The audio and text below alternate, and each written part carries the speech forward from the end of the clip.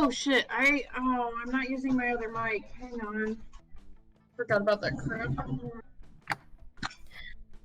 Testing. Big balloon biscuits like to bake for about an hour. Spike balloon biscuits. Why are you spiking balloon biscuits? Balloon biscuits. They puff up like they're perfect.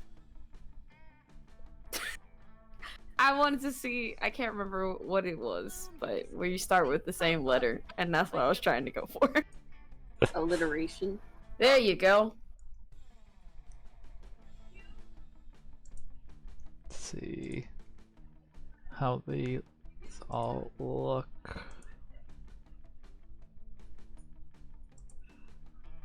Can you guys hear me? Oh. Yes. Yes. Okay. You sound nice. Okay. Crispy. Let me turn Okay, you good. up a bit. Yeah. Yeah, it's quieter.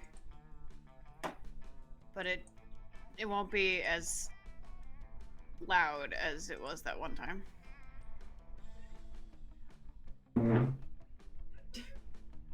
Chair fart.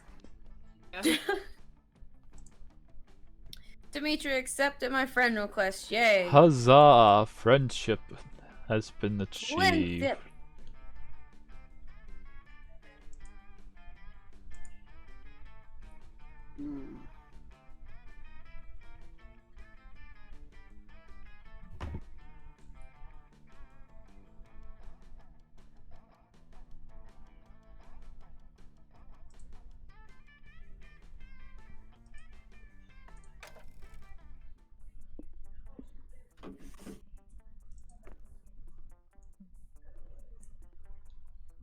God, I hope.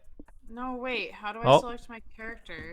It's Well, you'll figure it out. It's like the new ones will like hover above it when you're trying to like pick them. So hover they above will? the characters. Yeah, Hmm. we're just not player one yet. yeah. I believe War is player 1. Yeah. I know everyone has their character they wants to be, and then it's like, What? I like Lightning Babe, but I'm not sure if I want to be her or the mummy dude with the locks. Who do you want to be, War? I want to be the imp guy. Oh. Okay. They look so cute. They're cute. I love the like locket. You can do Imp Guy. I'll do Oz again. Are you sure? Mm-hmm. Claude! me. My boy Claude. Oh, Oh, their book bag is so cute. It has little Brimstone. horns on it. Let's see. Shades on Fire. That Ooh. one. And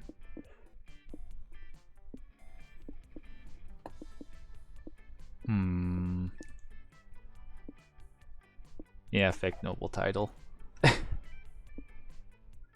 Is it me or is it Oh, it's me. Sharon? Player You're 2. good. Start. How do you scroll between all the characters? Or... Oh, are we live right now? E. Yes, Okay. we are. Suzanne. I kind of like her that. name. name. That's a cute name. Yeah, I'm gonna stick with it. Stormfront incoming. Ooh, storms and romance. I dig it. I love her already. The world's smallest violin. I want it.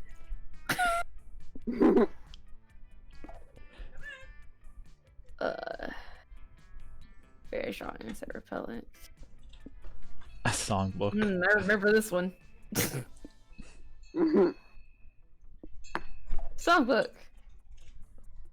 Okay, your channel is Oh. blood_war. E.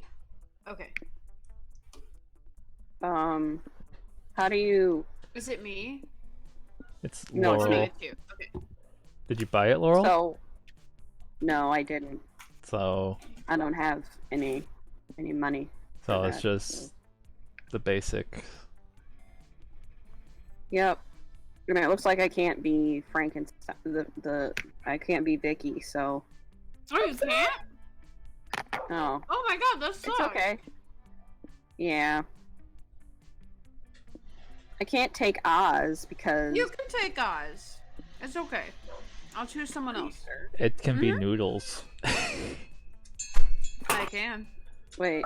I dropped No, my I can't cup. be. What the fucking doodles? Wait. I don't wanna. I don't want that. I want it back. How do Escape. I? Try escape. Yep, you can be us.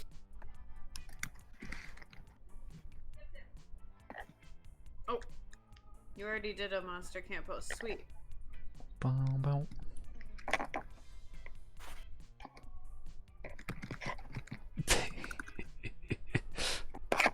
What?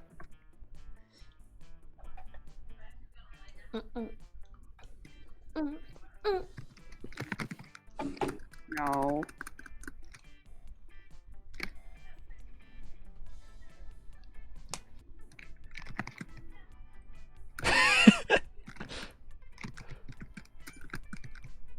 But can you see what I'm typing? Yeah. Oh. Did you do a post on Facebook? I did not. I kind of don't have Facebook. I deleted it off my phone. Oh, I see. Okay. Understandable. It takes up a crap ton of memory. Yeah. My phone ran out of memory. And it's like, I don't care what most people post, and because most of the people post are just memes. True.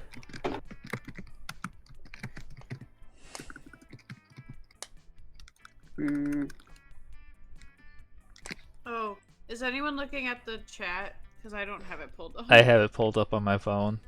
Okay, good. Let me, Gabe says grab hello. Oh, good. Hi, Gabe. Hi, Gabe. Hi, Gabe. I was thinking you might be here. Alright, let me mute it. Let me mute it. What? It won't let me mute it. I'm gonna physically turn it down. Cool. Hey, Alright. it's Franklin. I need Come to. on. I don't know. Oh, I sorry. think I have to do mod Burpees. view. And then I can pop out the chat. Beefaroni. Pop out. EBDB. Oh, even David. I hope I packed enough socks. I love. Okay, sweet. I've got the chat. Hell yeah. Hi, Gabe.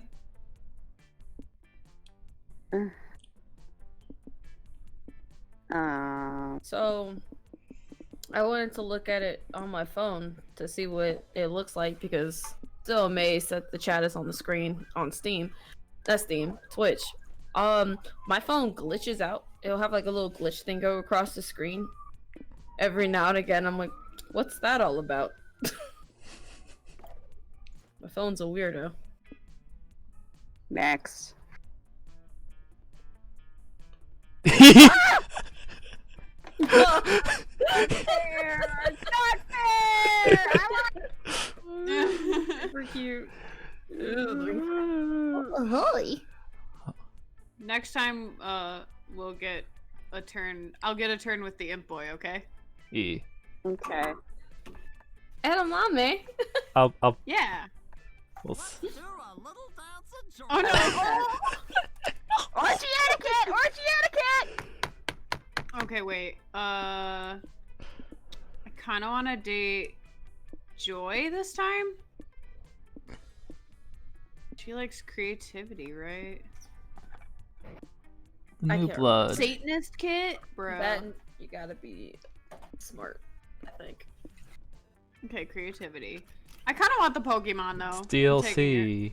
DLC. it. Suzanne is totally an amethyst.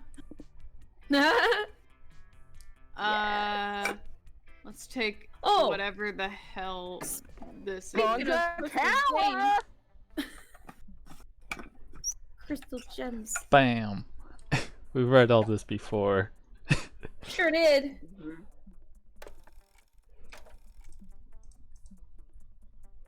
All right.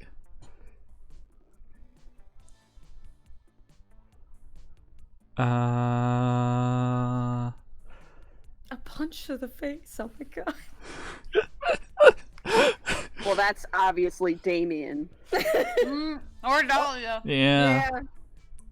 Mm-hmm.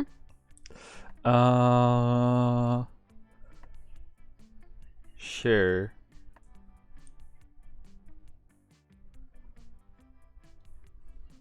You going for a Ravi?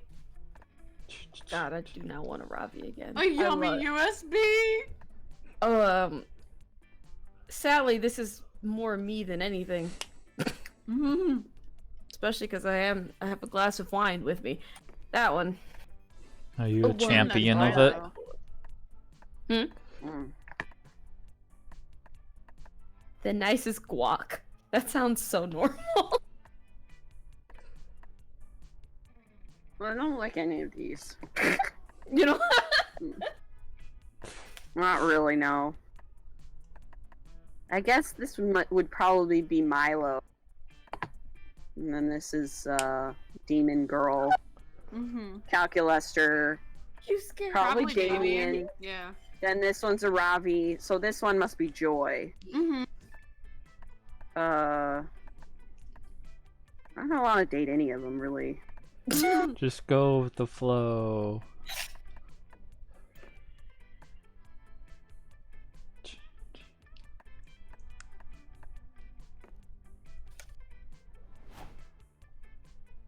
Yep, that's what I thought. Hell yeah! Glad to see I'm not the only one leveling up over camp. But I wonder, between me, Clud, and EBDB, which of us is going to be the most leveled up by the time camp ends? Oh, do I smell competition amongst friends? I live drama. Yeah, but remember, competition against friends isn't the same as friendly competition. This is a free-for-all! It isn't you snooze, you lose. It's more like, you snooze, you get stabbed in the stomach! Good luck. Oh. You got that Milo. Yes. A wine to die for, you say? Oh. I know a lot about wine and death. And which deaths pair best with which wines.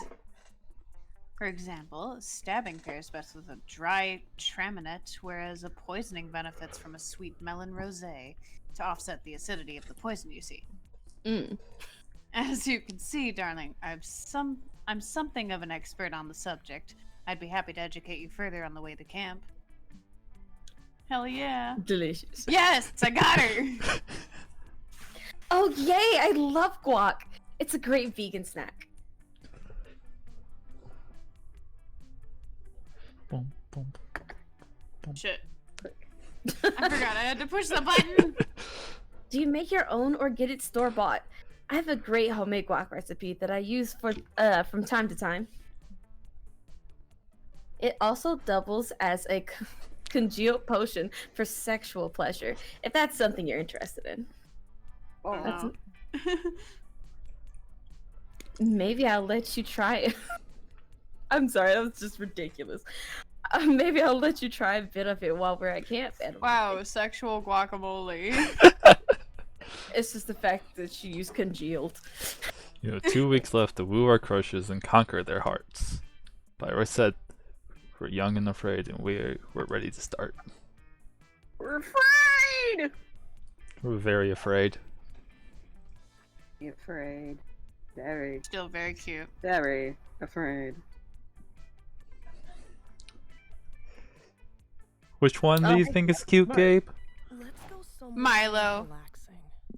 Oh my god, I love the imp person so much! I think they're an incubus Oh, that's awesome. because they have all the heart motifs. Oh my god. Beautiful. Yeah, Gabe, so there's new characters that you can get for DLC. and wards the incubus. And Sharon, I'm not sure what this character is, but she's some kind of electric I beast, think it's and a she's Raiden. awesome. A Raiden. Yeah, God That's of really Lightning. cool. Oh, cute. That day in the woods, you find a mysterious Aw. portal to an unknown dimension. Whoa! You're not so stupid that you jump into it yourself this time, so you decide to tie a chipmunk to a string and throw it in there. You pull the chipmunk back, excited, expecting it to be dead or at least warped by the interdimensional travel. But it turns out, whatever it is on the other side of the portal taught the chipmunk calculus and some very cogent arguments about gender identity. You and the chipmunk have a Calculus was on the long, other side. insightful conversation. He helps you with your summer school homework. You gain +2 smarts. You meet up with Ravi and go hunting. You figure it'll be a zany adventure full of hilarious mishaps, but I won't have any Done. nerves. Killed the deer in one shot.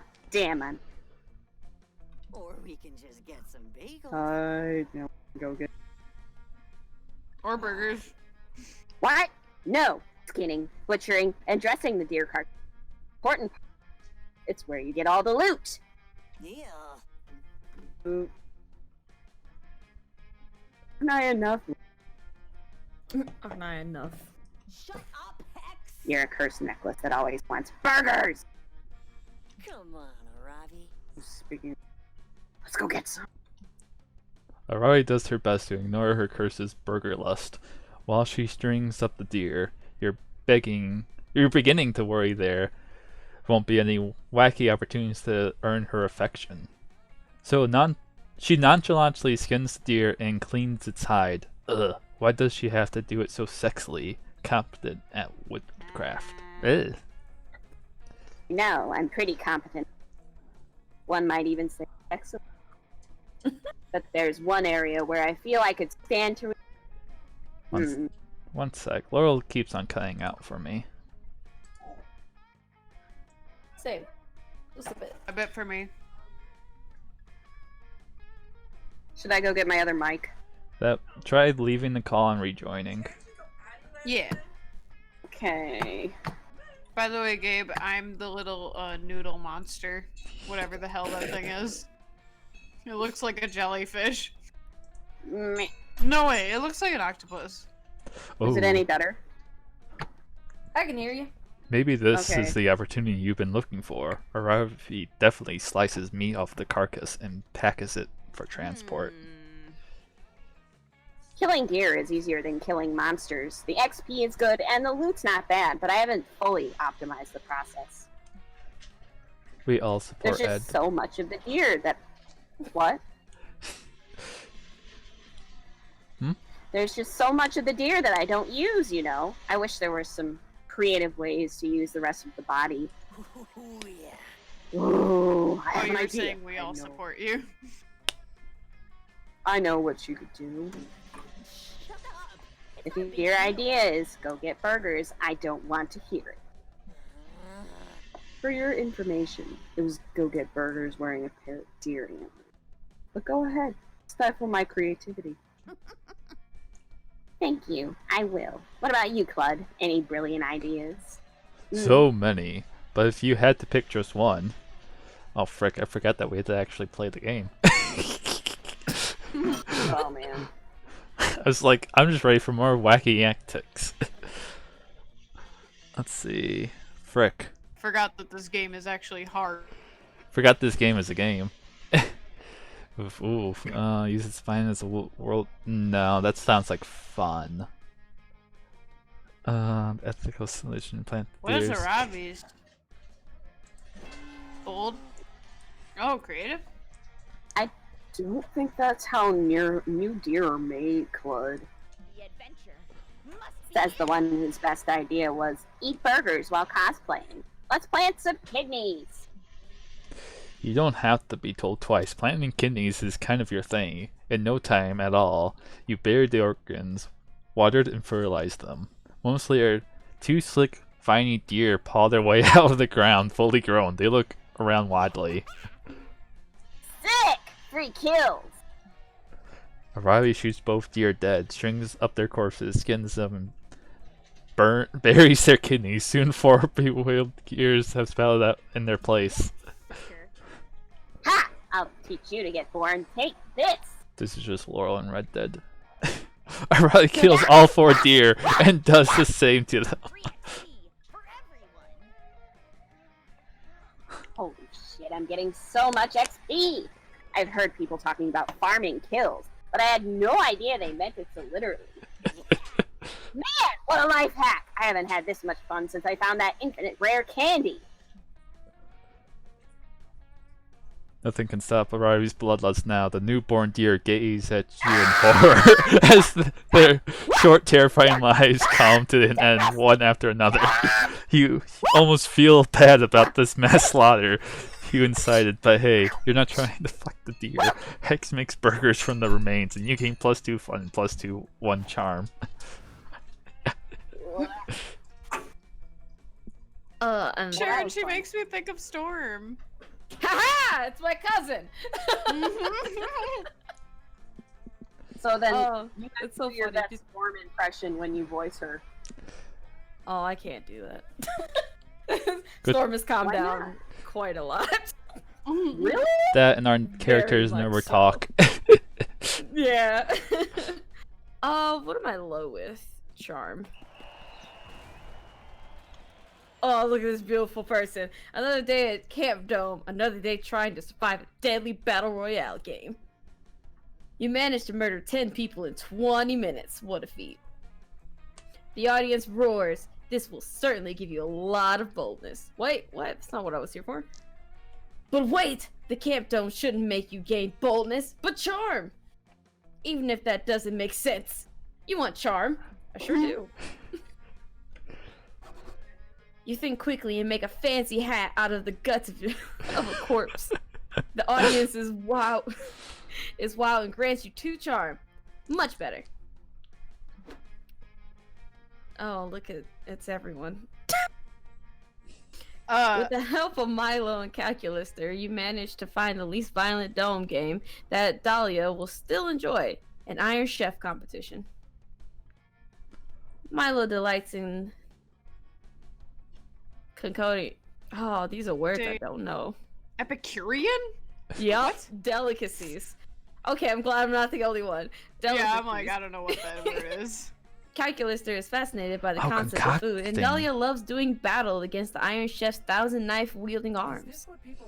What a delight. I have never had so much fun in my short, artificial life. Damn kids! Oh, what? Having fun? Stop that. Put it back. Did you pay for that fun? Don't forget to like and subscribe. Voice change? You have a voice! No, they didn't have a Oh, they voice didn't at all. have one. Yeah, Hell yeah. Alright. I've been dying to Pay for hear it. you. But fun is free, just like love, and literally anything else as long as I agree to demo on my Instagram. Free! I didn't know this was a summer camp for communists! Oh my god. Capitalism always wins. Nothing's free, you fucking millennials! This dome is an untapped gold mine and I'm here to tap it! I've bought all this land. That's why I purchased a controlling interest in the camp dome so I could monetize this pile of sharp objects. Oh my god. Maybe I'll tattoo advertisements on the inside of everyone's eyelids! Oh, or require everyone who participates in dome games to purchase life insurance. To prevent insurance fraud, all claims have to be filed by the deceased in person. Ha ha ha! Wait. Oh dear. I fear that these predatory money-making schemes will somehow make the dome even less safe than it is already. Everyone quickly buy stocks in GameStop. Monetize the dome? Commerce is only valid when it's coated in a thin veneer of spirituality and lifestyle porn. Did Do you want me to be take Dahlia? her? I mean, you're already doing 2 people. It'd be a lot. Could be I Dahlia. can't. Oh, I hate it. I can't participate in this discussion because I'm still fighting the knife robot, but I'm mad too. It's like she's not gonna be very involved. Sick, because like nobody's trying to date her this time. Well, unless you kids can come up with some non-predatory way of monetizing this dome. Ha! It's life insurance and eyeball tattoos for everyone. Oh no, that sounds painful and boring. Your least favorite combination of things, but how to monetize in a non-shitty way. Oh, could always get a local sponsorship. Sorry, I'm eating right now. I was chewing on something. Local sponsorships are the free-range cattle of capitalism. Whoops. Mhm. That's just crazy enough to work. Or not, based on your stats. But what's the perfect business partnership to propose? Phone, stop it. Thank you for paying me, Amazon. Anyway, I got my check. Nice. It was short. I missed a day. Oh.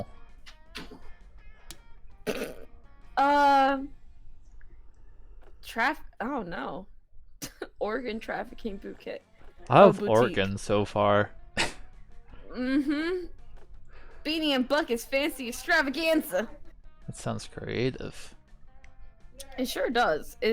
That or is like fun, and I'm They not mentioned fun. fancy hats when they gave you charm. I'm not very charming either. Organ trafficking. That might be I'm only bold. smart. I don't know which one of these is smart. This is a first for me. My character's usually dumb and bold. I like the hat idea. I might be wrong though. Hats! Oh no, it's fun! Damn it. Ha, good luck getting a fancy hat shop to fund this dome. What do fancy hats have to do with sports murder? Don't be so toxic. Oh, I love them. Oh, you think just because someone's doing a sports murder, they don't want to look fabulous? Okay, boomer. Oh, don't back me up, Milo, please. No, wait, I'm cool, I'm hip. Let's go talk to Buckwad and Bean Dip, my dudes. I'm down. My dudes. My dudes. Dude. You head into town to locate everyone's favorite local hat distillery. Beanie and Buckets are delighted to see you. Welcome to Beanie and Buckets, motherfuckers! Fancy Hat Emporium! Screams Beanie. You can tell he's Beanie because he's wearing a beanie with the words Beanie on it. Shut the fuck up, Beanie! Oh my god, what is this? Shut the fuck up, Beanie. You know we changed our name to Beanie and Buckets Fancy Hat Extravaganza. Shouts Buckets. He's wearing a bucket on his hat. On his head and nothing else. Yeah, whatever, yells Beanie. What is going to take you? What's it gonna take to get you kids into that fancy new hat today? Well, not to be rude, but it seems that your entire selection consists solely of beanies and buckets. Hell yeah, it does! Says Bucket. That's our whole thing. It's why we legally changed our names to Beanie and Bucket. How tasteless. That beanies and buckets aren't exactly fancy hats, are they? A chill falls over the store, as if all the air has been sucked from the room. Beanie and Bucket sighing in unison.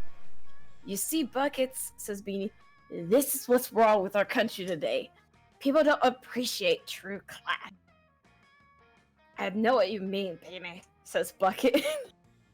How many funerals am I gonna have to wear my bucket to before it's accepted as appropriate formal wear?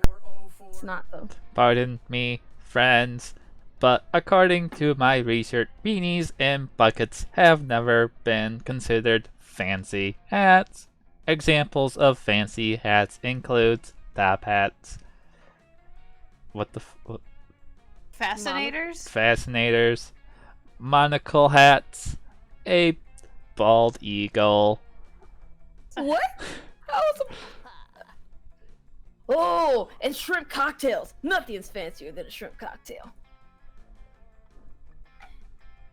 And what do you put that shrimp cocktail in? Cries Bucket, absolutely enraged. A piddling martini glass? Cretins! Everyone knows that I can fit much fancier in a mild shrimp cocktail sauce and a bucket. There, says Beatty, comforting his enraged comrade. These fools clearly have no taste. Come on. We're late for the Queen's coronation. Yep, that word. As Beanie and Bucket stomp out of a room, you begin to doubt yourself. Maybe shitty headwear truly is the height of fashion. You try wearing a bucket as an experiment, and you are wrong. You look dumb and everyone hates you. The CEO bottles and sells your embarrassment as an insect repellent. Looks like he manages to monetize the dome after all. At least at the cost of your 2 charm and 1 creativity. Oh. You just got that charm.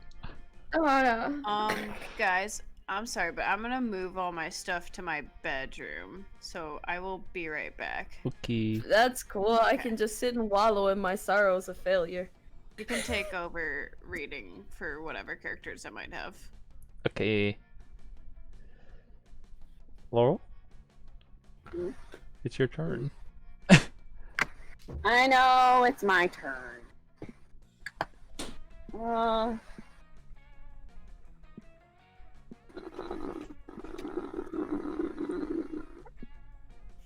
Fuck. I don't remember anything. Let's just do this one. That day you explore the Haunted Manor's basement, only to find it has a sub-basement. Oh. The sub-basement is full of haunted chairs and a staircase to a sub-sub-basement. The sub-sub-basement is a haunted wine cellar.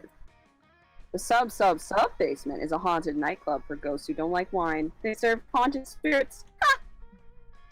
The sub-basement to the 10th power is a subway. You'd a foot-long Reuben and continue your travels. Ooh. You eventually check a walkthrough and find the haunted manor can spawn an infinite amount of sub-basements. You only make it as far as the 89th level, which is a dom sub leather room. You gain +2 boldness from the horrors you witness there. You already knew Arabi was loaded with bravery, determination, and chutzpah, but as she rots through her bag, it's clear she's loaded with some pretty sick items as well. Why are my battle axes +1 through +200 all out of order? You got Kept bored while you were sleeping and arranged them by color. Arabi rolls her eyes and drops all the battle axes on the ground, to be sorted later. Oh, here's that Alexandria's cursed emerald diadem I found in that one dungeon. A diadem is a tiara, by the way, folks. thank you. And may I just say, I'm very cool about not being the only curse in your life. Oh no, who played this lady? Oh, it was me. I don't remember what my voice for her was. Fuck. It was like, hello. Miss Mishra, how dare you litter on the hallowed grounds of Camp Spooky? Huh? Oh, I'm not littering, Camp Director Miss Weaving. I was looking through my bag for... You're telling me that all these items were in that one small bag? Likely story. And what is this bottle of booze? That's not booze, that's my therapist. And you need a second therapist to help you deal with the fact that you keep your first therapist trapped in a bottle! Oh my god. If that were true, which it is obviously not, and I can prove it! Let's see exactly what kind of spirits are in here. If it's Miss Geist's toilet wine again, I swear! Try to listen to your inner self. Camp Director Miss Weaving raises an interesting point about keeping me in a bottle, Arabi. So cute. Do you think you feel the need to keep people physically tied to you because of your brother Saliel's disappearance? So you didn't sneak booze in! You snuck a pet into camp! That's even worse! I'm confiscating it immediately! Talk about my feelings. She's not a pet, she's my therapist! And I'll prove it by showing how calm and level-headed therapy has made me! I've been working so hard at therapy, and I'm getting so good at therapy! I appreciate the enthusiasm, but therapy isn't something you get good at. Now I'm slaying therapy, and I'm going to prove it by EVD. How am I going to prove how good I am at therapy so Miss Weaving gives Nora back? I'm dying.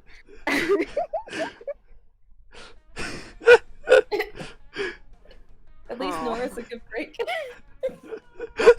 Yeah. Everyone's yelling.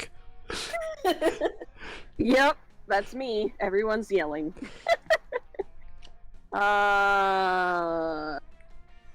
Well,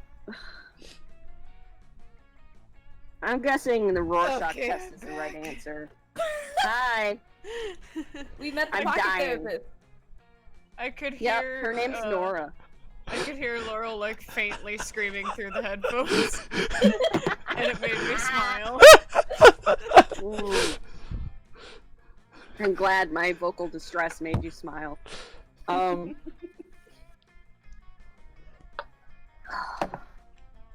gonna pick this one. Not so smart. Oh, hell yeah! Rorschachs are the tests of therapy, and tests are like the final bosses of school. What? You know that amazing feeling you get when you clear an area and you get to see your percent completion and you know you've destroyed all your enemies and then you get to move on to the next thing? Why do you feel the need? Why She's do you so think you cute. feel the need to measure everything in percentages and accomplishments? The real dungeon is It within may be yourself. beneficial to consider that some journeys in life have inherent value, just by going on them without focusing on some end goal. Sure, tell it to the letter grade system and game unlocks. Rorschach time, baby! Hex in the house. Okay. I'm actually a licensed Rorschach test administrator, which is strangely one of the most complex qualifications in psychology. Now, what do you see? This ink blot looks to me like a scaled insectivore of some kind. I see an armadillo. No, wrong. This ink blot is very clearly a pangolin, a completely different scaled insectivore, and the most poached animal on the planet. No points. Next! Hex, ink blots are supposed to be subjective. Are you sure you're licensed to? I said next. This one kind of looks like maybe some kind of battle of the Civil War. Which battle? Well, when I turn my head like this and really look at the blobs, I guess the Battle of Hatteras Inlet Batteries? What day? August 28th. Nope. Nope! Wrong. August 29th. You can have partial credit. What's this ink blot look like to you? Well, depending on if I squint, it looks like a puma. You. Nope. Wrong. It's a cougar. You fail. Ugh, you're the real horse here. Edie Dee, why would you suggest this? It's totally ruining my self-esteem. No. Understandably so, Miss Mishra. I'm restoring possession of your therapist unto you so that she can help you work through this very irritating time. She thought Arabi would be grateful to you, but she's too busy fuming and gathering sources to show Hex that Puma and Cougar are both names for mountain lions in preparation for her retake exam. Unfortunately, there's no retake on social interactions, and your loss of -2 charm and -1 boldness is irrevocable I wish until you there earn was them back retakes. next round. This is all an illusion. Yeah! Oh, ho, ho, oh, ho, ho, ho. I think he's like Sounds like supposed to be Yoshi. some kind of Cthulhu or something. Let's go, everyone. Joey! Okay. So I need for Joy. I know she likes creativity. Hoppa, What hoppa, else does joy, she like? joy. Smart? Huh? I don't know what else Joy likes. I know she likes creativity.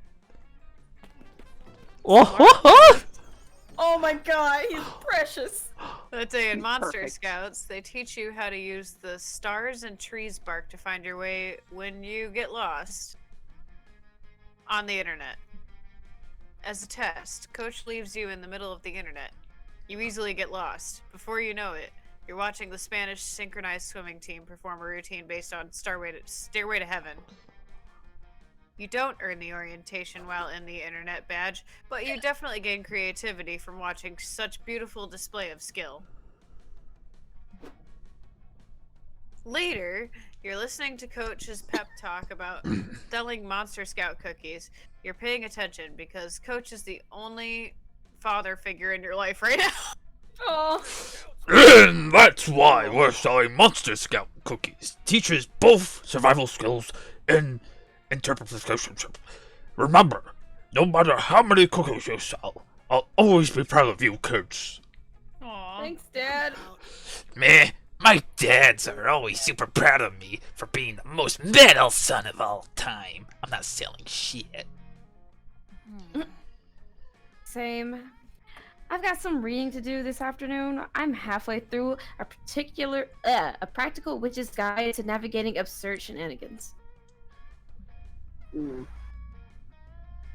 Yeah, I'd rather put all these cookies in my inventory and save them for my next mini boss fight. These things are shockingly nutritious, and they give a defense buff. Put them in your infinity pocket. Oh, that's weird. Do you guys smell the strange, off-putting scent of camp-destroying bulldozers and capitalist pollution? Oh, fuck! This can only mean... No, again! Why does this gremlin show up so much? Yeah, he's such a popular character. Well, if it isn't a bunch of poverty-stricken youths, it is I, Mr. Papa's evil CEO. I just stopped trying to crush your spirit with my capitalist machinations. Yeah, what the f talking about? You crap-wearing dweeb? So glad you asked. Look here, youths, in my first, I have the deed to the very campgrounds you're standing on. I'm going to turn this shithole into a shopping mall. Again. And the best part is, there's no way for you to stop me. Why, you'd have to sell 1,000 boxes of your pathetic cookies to have enough money to buy the campgrounds yourself. Dude, why the fuck are you telling us any of this? Am I high, or did he just tell us exactly how to foil his evil scheme? Damn kids! Ah, you fools, I'm telling you, because it's impossible. You never sell 1,000 boxes of cookies in time. I'm bulldozing this whole place at midnight tonight. Ha! I'd love to stay and brag more, but I have an appointment with my therapist. And by therapist, I mean a whale that I'm going to drown in crude oils for fun. Toodles! Okay, this just got real. We are selling those cookies no matter what. I am not going to let that piece of shit capitalist destroy our beloved camp. The trees need us, you guys. What a noob. Yeah, that money-grubbing noob insulted us. He thinks we can't sell 1,000 boxes of cookies. That's bullshit. All monsters must die. How dare he challenge our skills? Game on, motherfucker! And yeah, I guess we should defend the trees or whatever. I like that Hex is wearing the hat. Yes. Oh. Hey, Kate? Kate, it's like I don't remember what mythology, but she's a goddess. Gotcha. Hey, Kate, help me. The point is, we're all in. We've just got to figure out how to sell 1,000 cookies by midnight. And the idea is, Faith usually comes up with the master plans. Okay, how about this? We find a random guy and just beat the shit out of him until he buys a box of cookies, and then we do that 1,000 times. Snacks though? What if we just ate all of the cookies and said that we sold them? My personal speeding record is 284 per hour. Oh my god. Nowhere, but luckily you know the perfect way to sell 1,000 boxes of Monster Scout cookies before midnight. Your whole life has been building to this moment. Claim that the 1,000 boxes of cookies are a valuable piece of art and auction them off to some clueless rich idiot. Creative, maybe? Convince everyone that holding a cookie between your butt cheeks is the secret to a perfectly sculpted booty. Which I would assume is Probably charm. fun? Oh, charm, yeah. I mean, your charm and creativity are the same. Yeah, pretty so I even don't on think it everything matters. except for boldness and fun, so I think I'm okay. Let's do this one. Rich people auction? That's perfect. Rich people are idiots. Plus, I picked up this flyer that says there's a secret millionaire auction of eccentric art. Once, Hex isn't lying. You concoct a master plan, taking advantage of everyone's special skills. You all sneak into the auction right before it starts. All right, Aravi. The auctioneer is right around this corner. Take him out quietly, and we'll be running the show in no time. Stealth mode. Stealth mission. Ha! I'm on it. This motherfucker is going down without a peep. Wait, don't kill him, okay? I have a very strict rule. No human casualties, even during acts of heroism. I'm totally not gonna kill him. Aravi stabs the auctioneer right in the heart, immediately killing him. You all get into position for your master plan, and the auction begins. Oh!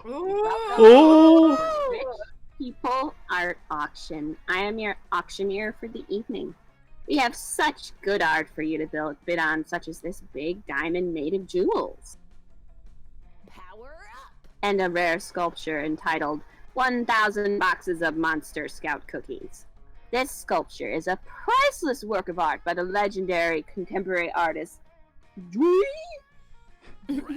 These cookies are definitely art. As a millionaire, bad boy, prince of hell, I demand to bid for them now. I'm royalty, damn it. Wants them. Then I want them, says one of the random rich people in the crowd. Put the cookies up for bid, auctioneer. As an amazing surprise, the artist Dwee is here. You can tell she's an artist because she's wearing all black. Tell us, what is the meaning of your cookie sculpture? To sell cookies, I guess. Whatever, just hurry this up, Arabi. Delightfully apathetic artist, shouts another rich person. I'll pay any price. I must have this cookie sculpture, or my name isn't Edgar Moneycheeks. Okay, since we all agree that this is a valuable sculpture and not just a stack of cookies, let's start the bidding. Do I hear 10,000? 10,000, hey, hey, hey, $10,000? I bid $1 million. Take that, ass wipes. And to beat me, I bid $2 million, says a rich guy who's wearing a mink eye patch. That was magic. We did it, you guys! We actually have enough money to buy the deed to the campgrounds before that douchebag CEO can turn it into a shopping mall. We said Spooky Camp, or Camp Spooky. Oh yeah, I kind of forgot that's why we're doing this. Your friends all think you're a genius, and you pickpocketed 2 boldness and 1 fun out of some rich guy's wallet. Nice. Trade places! Everybody choose a celebrity. Okay. Norman Reedus. Oh god. I don't really care about celebrity. Adele. Oh. Kirby. He's a celebrity. That's fine, yeah. Oh my god, I can't even think of any celebrities I like. They all Oh, does it kinda have to be one you suck. like? I don't think it matters. Anyone. You could just name anybody. Did someone already say Keanu Reeves? Nope. No. Gerard Way. I'll go with Keanu Reeves. Okay. I have to click.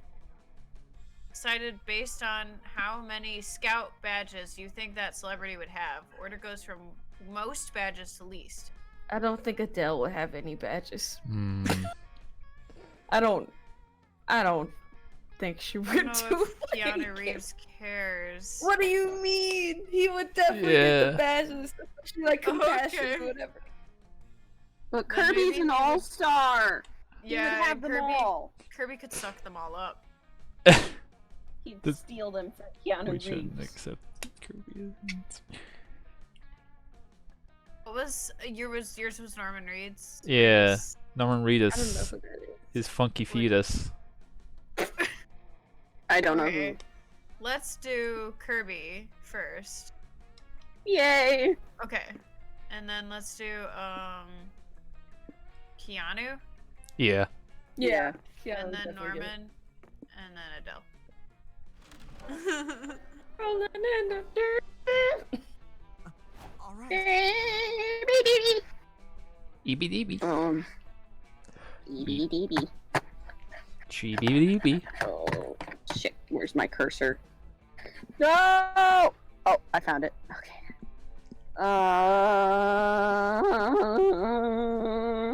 I don't know. You are very fun. I am very fun. EBDB is.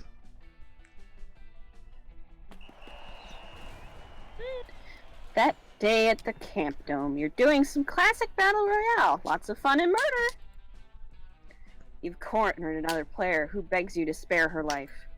You decide to spare her, but you still shoot an arrow in her spleen. Little known fact, people store excess charm in there.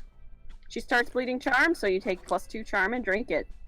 It refreshes you and makes your skin clearer. After that, you head to the lake with Hex and Aravi. Aravi's testing out her new Zora armor, and you're helping Hex chug as much lake water as possible.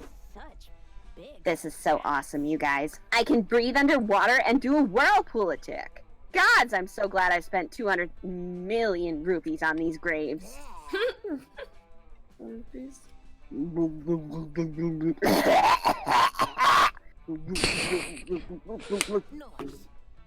Sorry, my mouth was full of lake water. I was trying to say, fuck yeah, this is fun as shit. Lake time with EBDB. Fucking classic vibes. Aw. Suddenly, y'all hear a weird voice calling out to you from across the lake. Hail, adventurers! Heed my message! You look over and see a messenger emerging from the trees. He's holding a leather scroll and he looks super stressed out. Huh, that messenger looks familiar. I swear I recognize him. Maybe someone I cursed in the past? Adventurer Ravi! Adventurer Hex! Adventurer EBDB! I have searched for many moons to deliver! Yeah. You've got an important message for us. Life or death, blah, blah, blah. We know the deal. Give me the scroll, noob! The messenger gives Ravi the scroll, but right afterwards, he collapses onto the ground. He appears to be dead. Oh. Oh boy. Should have had a stamina potion, am I right? Anyway, looks like the scroll says, venture to the northern wood. Bring this scroll. The ring of sustenance awaits you. Adventure awaits. You guys, Bye. this scroll has main quest energy. It's kind of weird, but I bet this is an invitation to a dope-ass dungeon. Ooh, I can spell a little loot already. Holy shit. Hold everything. I just realized why I recognize this messenger. He's an actor! I saw him on TV in a commercial for that new bagel It's Norman place that's Reedus. opening up around here. Bagel. And if he's an actor, that can only mean the Ring of Sustenance is the new bagel star! Aravi. Scroll is a dope-ass guerrilla marketing advertisement. Yes. No. It's definitely a dungeon invite. Not everything is about bagels, Hex. And the Ring of Sustenance is a super dumb name for a bagel store. I don't know. It sounds pretty dope to me. Mm-hmm. Not everything is about motherfucking dungeons, little Miss Dungeon Liker. You know what, Hex? I do like dungeons, and I'm not ashamed of it, you green fart cloud! Shorts, you loser ass, Sudere ass, RPG ass, Napster smelling ass, full inventory ass, Koopa Trooper looking ass, bitch! Oh, hell yeah. You've been waiting for Hex and Aravi to have an argument so you could support one of them in a heroic gesture of romantic friendship. Pick a side!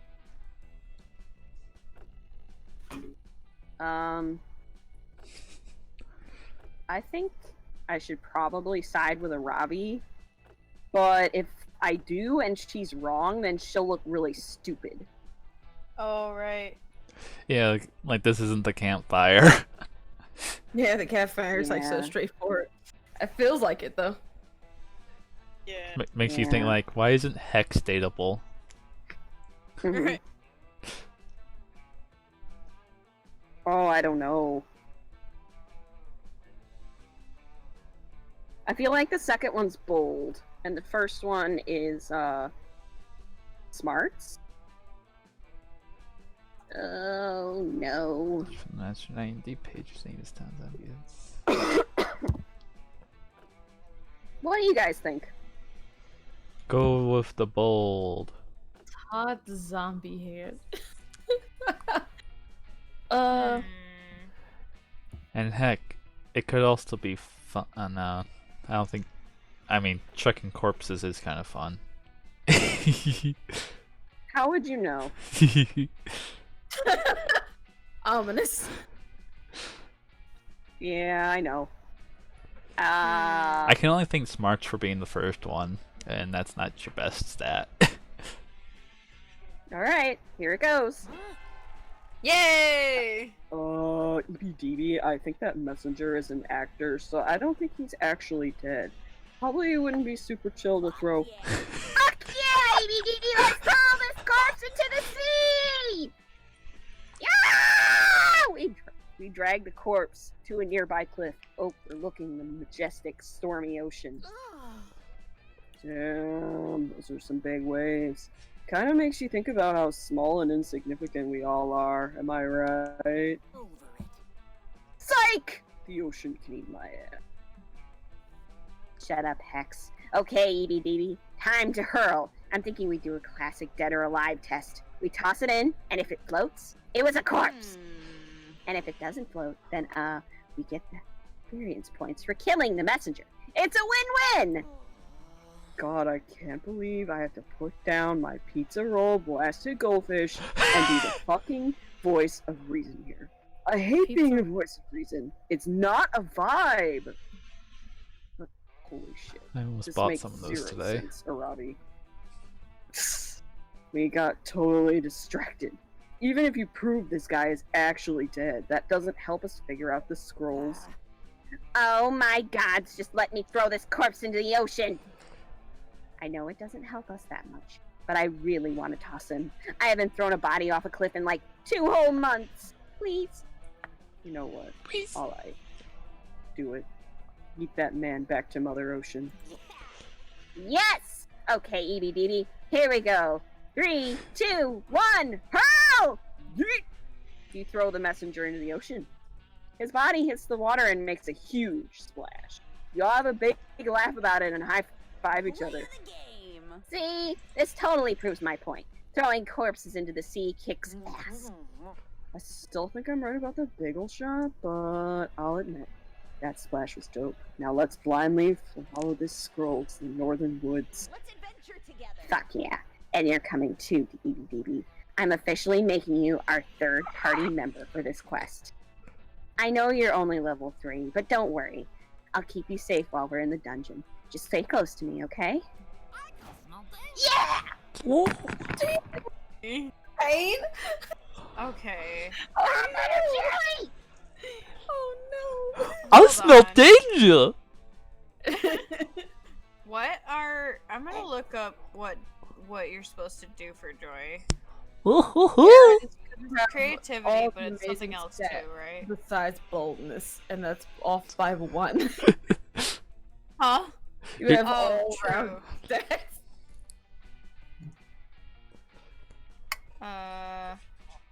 Yeah. Hang on. Smarts and creativity is what they're guessing. So, let me see.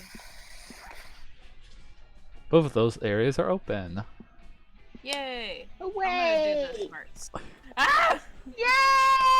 Next day you go to the woods searching for edible root wilderness tea. You find lots of roots. Beetroot, ginger root, the square root of pie, the root of all evil. You brew it all together and it's the most delicious tea you've ever had. It's so rooted with knowledge that you gain +2 smarts. I have smarts! I love tea! Afterwards, you're hanging out with your #1 summer crush, Joy! It's National Fondly Reminisce Upon the Past Day, so she's flipping through the pics on her phone with you. Hell yeah. Ooh, this one was back from season 3, right after we beat that mutant spider. They look so cute in this one. And look at this awesome Fleetwood Mac t-shirt I'm wearing. That t-shirt was so cool.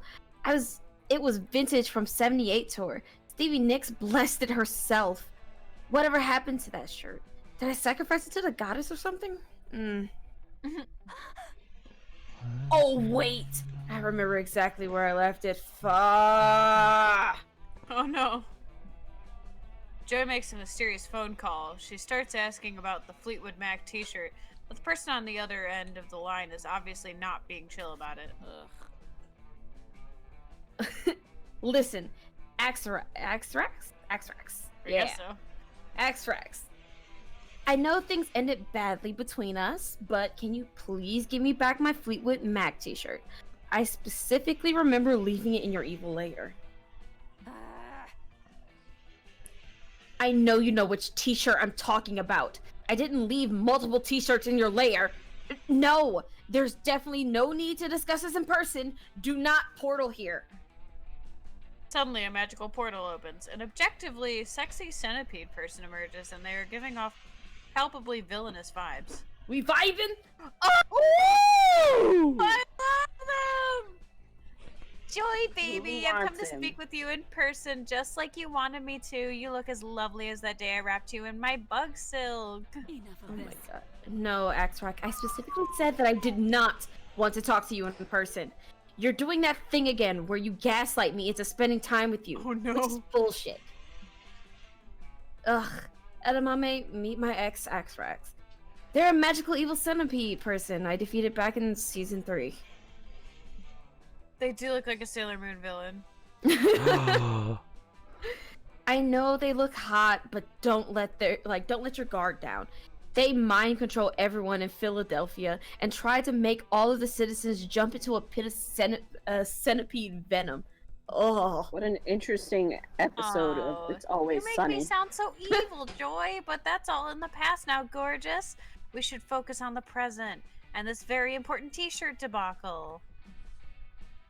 Why don't we ditch this third wheel? You and I can go out for coffee and talk it over. Perhaps we can enjoy a romantic dinner. Do any restaurants around serve pre-chewed aphids? Ugh. Ugh. but if I go get Oh my one God. coffee, Good do you promise to immediately hand over the shirt? Show me the shirt right now before I waste my time. They're so freaking cute. I love their eyes. Oh yes, let me check inside of my carapace. Oops, silly me. Looks like I forgot to bring the shirt.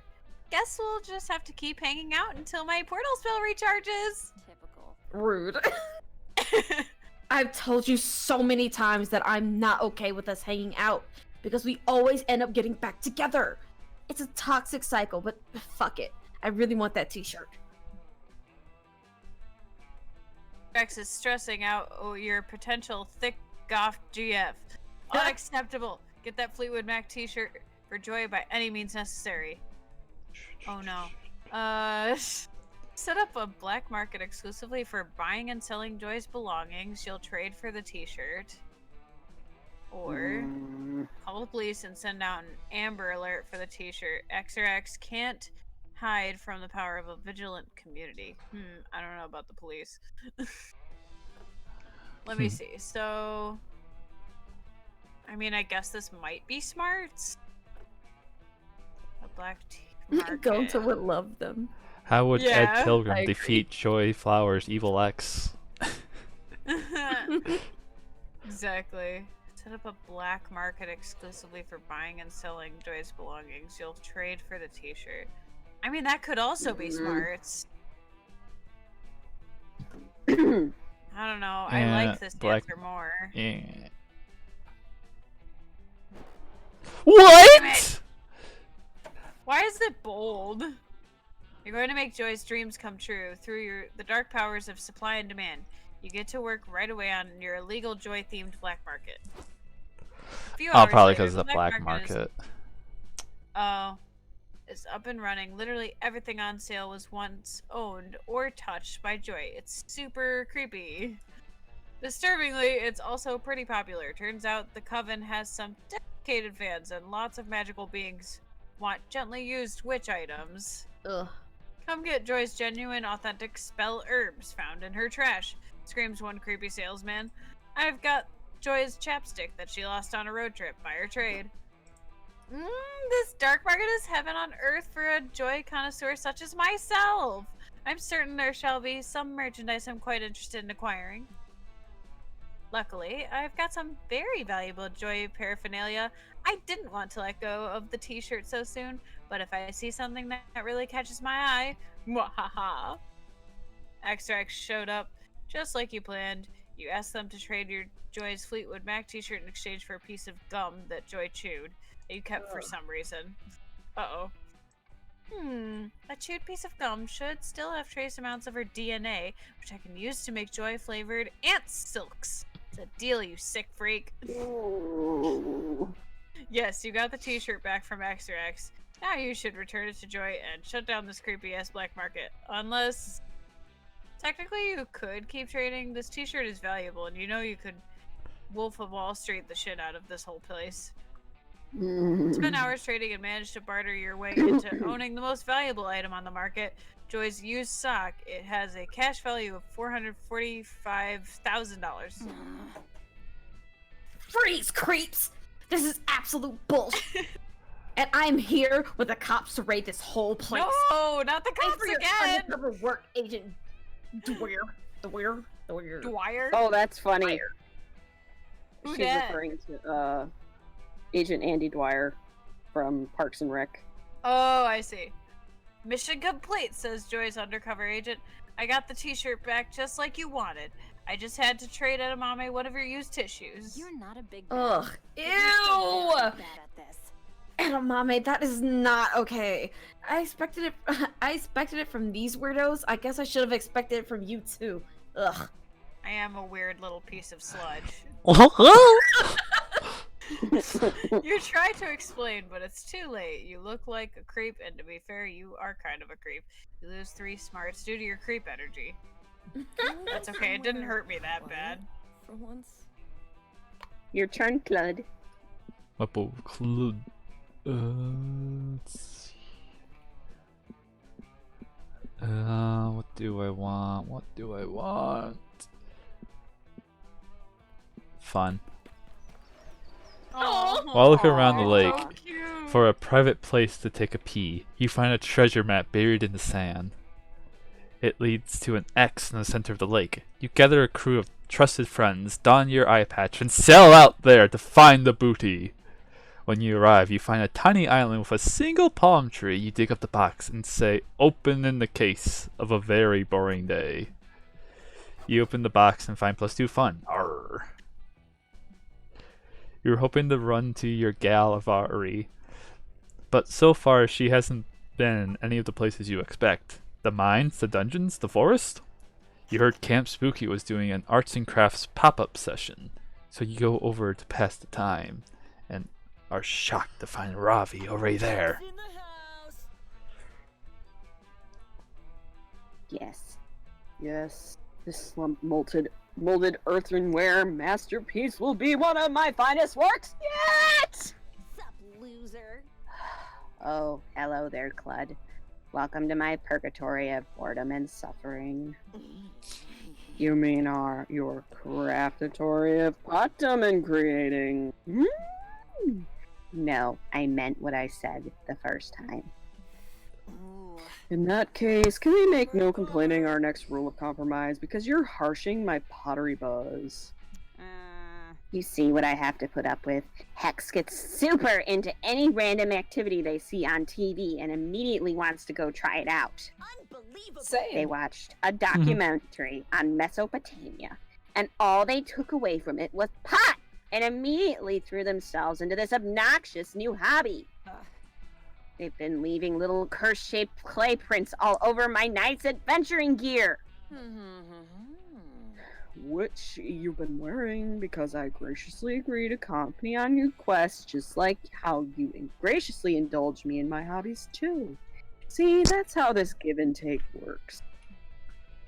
Well, I want to give you a punch in the face and take all this clay away from you so we can do something less boring. If you think watching paint dry is boring, try watching clay dry. At least a painting is a picture of something. Move on. Why can't you let yourself enjoy my newfound love of pottery? Pots are beautiful. Yeah. The only time I ever care about pots is when Yes. I can smash them and get rupees. That may be the only Oh. circumstance in which Robbie cares about pots. But one circumstance is better than no circumstance, and you know just how to use it. Alright, boy. Guilt trip. Ask Ravi to make pots to give back to the poor old man who's under the pot she has broken over the last months. Fuck, Guilt Ravi should make her own pots, then break those to get rupees, infinite money. Ooh. I would assume the bottom's bold. Or smart, since it's like a money making scheme.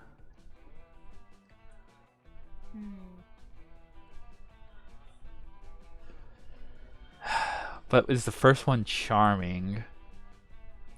Kind of seems like it. Yeah.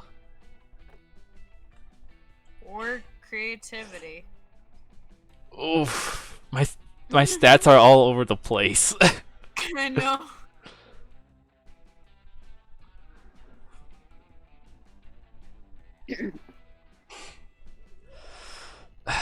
I'm thinking it's charm. I'm thinking it's charm. I'm thinking it's charm. I'm thinking it's charm. Take that, noob. Huzzah! Ooh, you got it. Oh, please. He was asking for it. If that old man didn't want to have his pot smashed, he wouldn't have just left them out in the open, right? Of his private house behind a locked door, which I picked past the wooden fence I jumped over. Oh boy. Fine. Whatever. I'll replace his stupid pots. But I will not enjoy it. Here for it. That's okay. I will. Yeah. I will be your instructor today. In today's pottery lesson, since I don't want to waste my valuable supplies on amateurs with no appreciation for the art form. Nice. Clud and Aravi, the two of you can share that pottery wheel and block of clay. Clud, stand behind Aravi and romantically guide her hands. That seems pretty contrived. You're not sure if Heck's love of the pop culture or just the writers being lazy, but either way, you and the writer end up having a very intimate ghost-style pottery sequence. By the time the pot is finished, Aravi gotten really into it and takes her time painstakingly painting details into the embellished borders the two of you sculpted. You head over to the house of the little old man whose pots Aravi has smashed. Pot in tow. Apology, pot in tow. You knock on the door rather than lockpick or smash it down. The old man opens it and immediately looks terrified upon seeing Aravi. No, wait. I'm here to apologize. I made you this pot to replace all the ones I've smashed. I'm going to save up rupees until I have enough to return those too. Sorry for only thinking of myself and my adventures. I'll try to be more considerate in the future. And smiles broadly and pats Aravi on the head. Don't worry about the rubies, he says. Mostly I was just sad about the pots. Pottery is my favorite hobby. I don't have much reason to get out of the house anymore these days, and walking makes me tired. But I can happily spend hours at my pottery wheel, creating new works of art. I love the feeling of clay between my fingers and the sense of pride I have when I've made. Young lady, are you crying? She is. Sad, remorseful tears. The sincere, heartfelt kind you just had to imagine because you spent all the art budget on a floating bowl of salad. We are not accepting criticism at this time. I felt the exact same way about pottery and have ever since 2 hours ago. If I had known the feeling of creating a pot, I never would have destroyed yours. Huh? The process of creating beautiful yet functional clay art has more value than all the rupees in the world. Growth. I'm just glad you've learned that lesson. Now, why don't you kids come in for a nice day of pot making? I have some great glazes. I'll go grab the lemonade and cookies I've finished making. Making pots with the old man is just as wholesome as it sounds. It gives you +2 fun and +1 boldness. Plus, you and Arabi get a new shared hobby. Damn it. Ugh, everything's bad except for me being smart. No,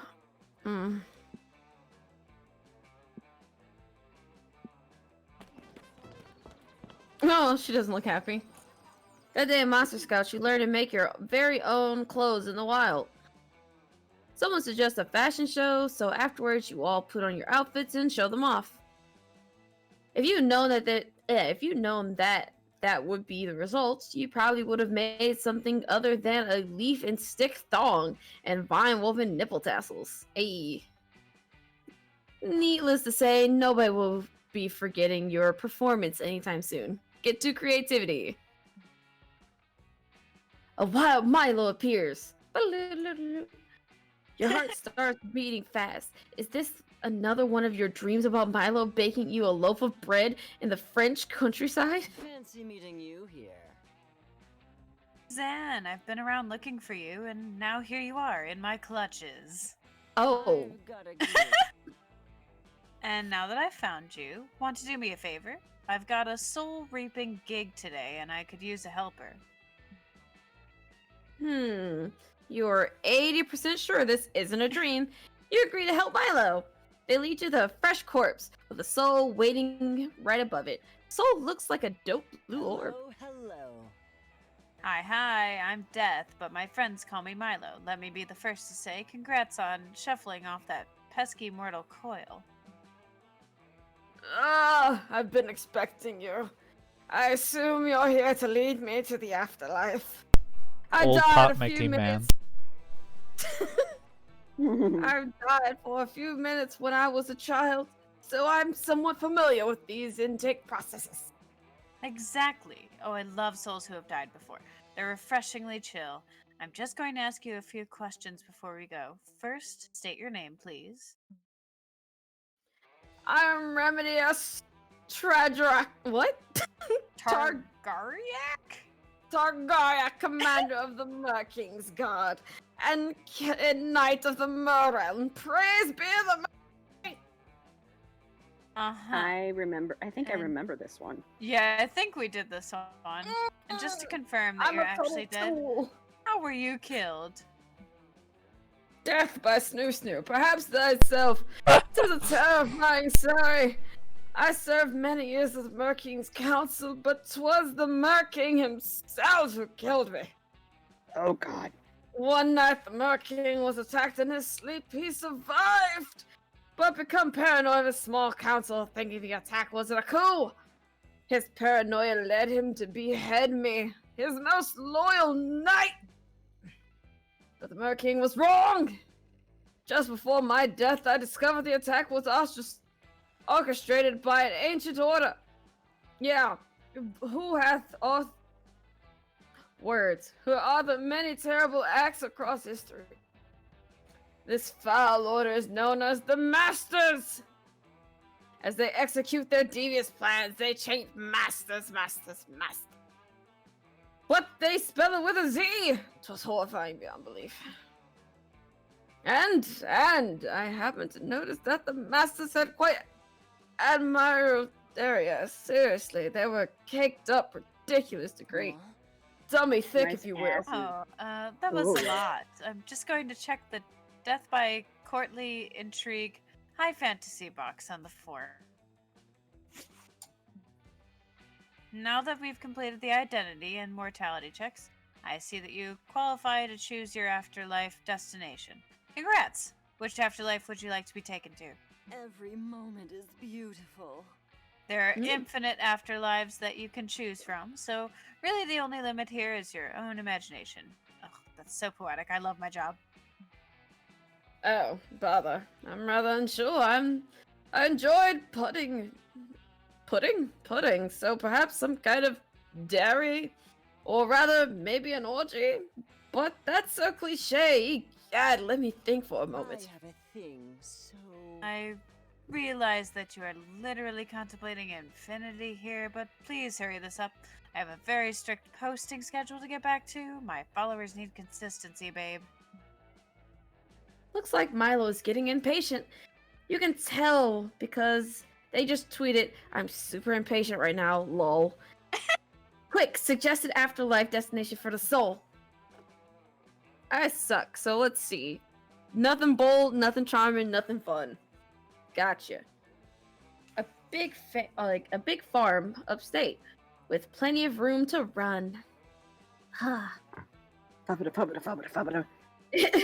If you've collected enough karma points, you can redeem them to get reincarnated, like as a sentient burrito or K-pop star. Those two things are in the same realm. They are the same. Points. A sentient burrito. That sounds like fun, though. Does it? So somebody wants to go. Fun or charm, I think, is the bottom. God. What the heck is the top one? I have no fucking idea. A big farm with room to run. I mean, collecting sounds smart, but the K-pop or sentient burrito makes it sound fun. Yeah. I feel like you Yeah. would pick the sentient burrito, though, Sharon. Like, I would. because you... It's Well, just yeah, like but written all perfect over life. This one makes no sense when it comes to stats. It just sounds comforting. Gabe says, wasn't he a mermaid, though? Yeah. Oh, right. Oh, I fine. mean, it could just be a fish person. I don't Oh. trust the bottom one. I think it's I either don't- charm or fun. Go with top. Go. What? What? Ooh. What? A farm Bad is end. fun? Here it come. Bad end. Beautiful. Yes, the big farm upstate. Technically, it's where all dogs go when they go get old or sick. But I can pull a few strings and get you on the guest list. If Oh, you're that's interested. why, because Oh, there's he's a not bunch a of dogs there. The soul goes Oh. bright in the soul glows a bright shade of blue. An afterlife? That's just me and a bunch of dogs? That sounds like heaven. Take me there, please. Ah, rejoice. I shall be an eternity of petting sessions and treat givings and walk. I'm happy you're happy, little one. Off we go then on this charming pastoral adventure. On your way to the big farm upstate, you pull Milo aside and ask them if it's possible that your childhood dog, Kibbles, is at that farm. Kibbles? What a strangely pedestrian name for a dog. You should have gone with Moonbeam or Mr. Hampton's. Anyway, yes, I imagine he'll be there, dear. Don't judge my dog names. OMG. Huge. It's true. You and Milo are at the farm and drop off the soul. The place is full of doggos. You look around desperately, and look, there's Kibbles, your old dog. You are overcome with emotion. You run up to Kibbles, excited to finally reunite with after 12 years. Kibbles stares at you, confused. You realize that, oh my god, Kibbles doesn't recognize you.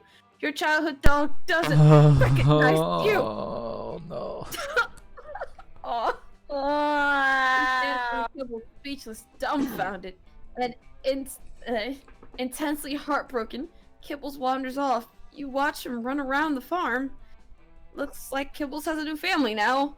It's got a husband dog and 3 puppies. Wait, the dogs can have their own puppies?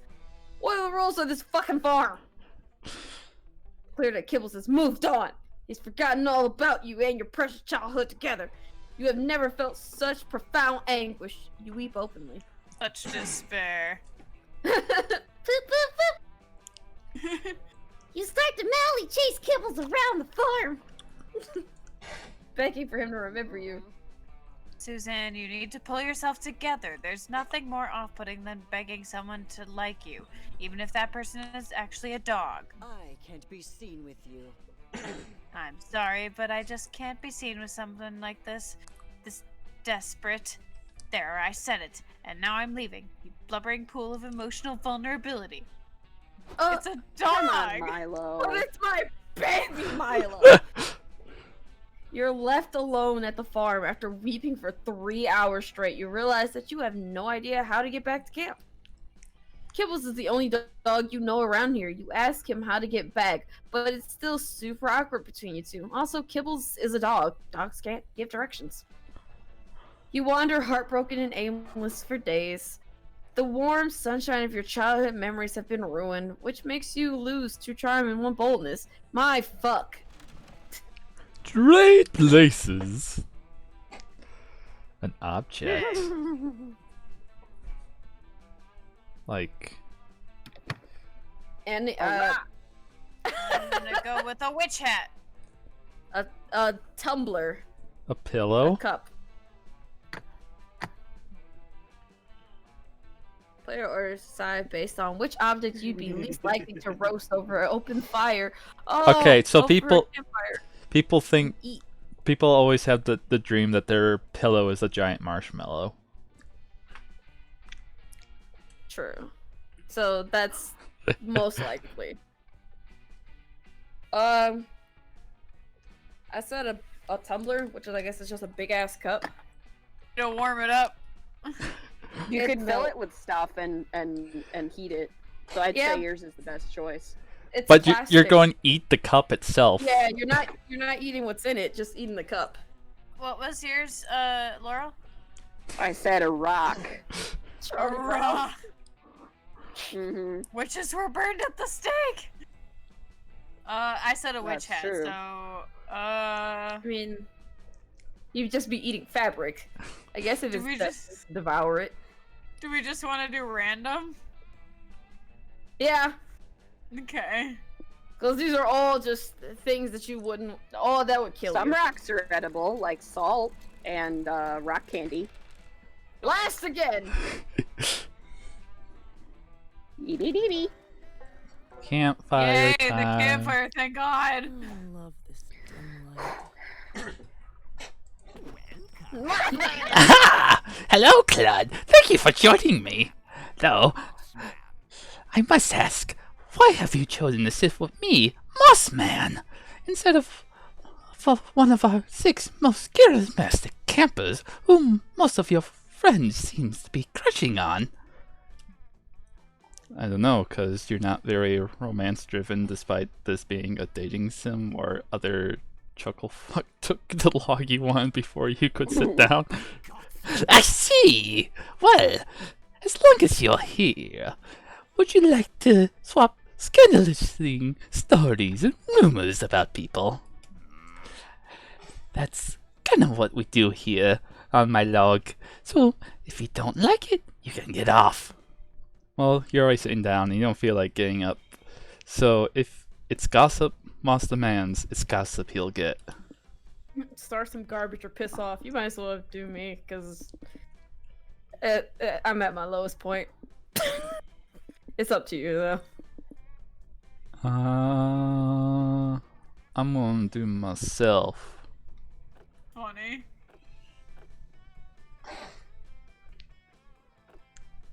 Mathematics without borders. Alvin and the sluttier chipmunks. Irradiated party balloons. Let's see. Pillow Princess. Second horniest vegetable. What a wonderful rumor, Claude. I adore every second of it. You should shriek your desires to flirt with our fellow campers and sit next to me more often. Your friends are all thirsty for your scorching hot goss, and it makes its way rapidly around the campfire. Ooh! I love her! You love her, then you can voice her. So hot. Hey, something to tell you. But if you tell anybody else, I'll have to kill you. No pressure. It's about me. According to what I've heard, Blood is actually a part of a secret society that we know nothing about. Until now, that is. It makes you rethink things, huh? They are a member of the Order of Calvin and the Sluttier Chipmunks. It's basically a shadow government that controls parts of society I've never even heard of. The Order of Calvin and the Sluttier Chipmunks is very good at keeping the local. Oh my gosh. But you may notice that Clud occasionally wears a ring in the shape of a moss man. That's their secret symbol. They have a super difficult initiation process, but Clud easily survived all of its trials. In order to get in, you have to survive at least 2 rations. Eat an entire beefy 5-layer burrito without shitting your pants, and have 3 formal letters of recommendation. Or you couldn't do this. Claude has been a member of the Order for almost 18 Pillow Princess. You know what a Pillow Princess is, right? Nope. Well, it's basically... I wonder if Claude came to camp to try and recruit new initiates for the Order. I know I'd be honored if I was invited to join. What about you? I am And close. just like that, Clud's image is permanently elevated by +2 charm. A Pillow Princess is a person in a relationship, sexual relationship, who refuses to be on top. So they only want to be on the bottom. Therefore, Pillow Princess. I believe it's cute. I mean, it's like they're not doing their share of the work, I guess. I'm gonna look it up so I don't. They just lay there. Sit over here, okay. It's a slang phrase that describes someone who, usually a woman, who prefers to receive sexual stimulation more than they do give it. So it's like an insult? Yeah. It's not bad. It's like people describe it as selfish, but like it's not at all that way. Like if you like what you like, it's not like you can change yourself. I feel like if your partner is cool with it, then like whatever. Anyway, you walk over to where Joy is relaxing with her book by the firelight, ready to ruin her privacy. But before you can sit down, Dahlia appears with the laptop. I can do Dahlia. Please. Joy! Thank goodness you're not busy. I have something important to discuss with you. Can't I read in peace? Oh, yeah, sure. I'm not busy at all. With this book I've been trying to finish since I got here, and I'm only on page 15 because people keep interrupting. Okay, I need you to be serious and stick with me for a moment. This is very important. Dahlia opens the laptop to a PowerPoint presentation. It's got a rainbow gradient background with lots of text transitions, and it's titled Improving the Coven by Dahlia Aquino. Oh boy. You see, Joy is my duty as a Coven member. You are not part of the Coven! Man, that got its own voice line. Yeah, she kind of said it. You were not a Coven member. So always keep an eye on the Coven's performance and look for ways to improve it. It's one of the benefits of having a member of a military background. No need to thank me.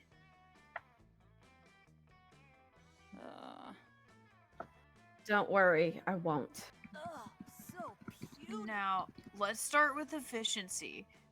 I've analyzed lots of Coven's previous adventures, and they always rely on a magic spell or artifact saving the day at the last second. What a plot twist. Well, yeah, of course. That's how you build suspense. Otherwise, there's no dynamism. Yeah. To how the plot unfolds.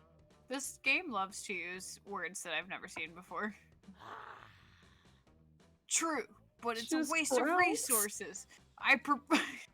I love her growl. I propose that we make one super spell artifact that we can use in all situations. I've suggested a magic bazooka. Not happening. Perfect. I'm not doing that. Next up, the dress code. You, Faith, and Hope have got the black and purple color scheme down, but your outfits are also different. Make some space for Dahlia! Therefore, I propose we put out a standard issue Coven uniform, preferably something camo that will show off my rippling abs. Ah, No, camo's ugly. But her rippling abs, though. A uniform? No way. Haven't you ever heard of expressing individuality?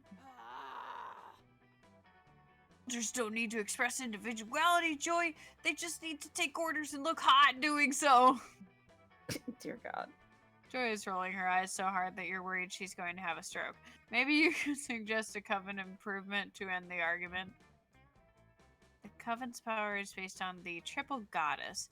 They always need to have 3 members, not 4. That's probably Joy.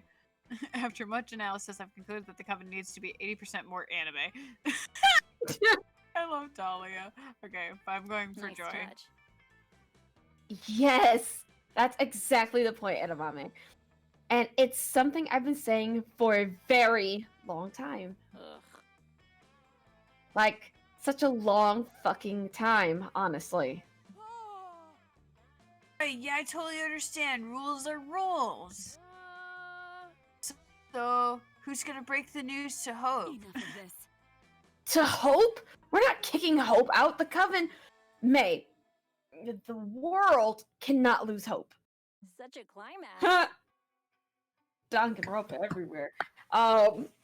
That's why every time Hope dies, we have to do this huge thing to bring her back.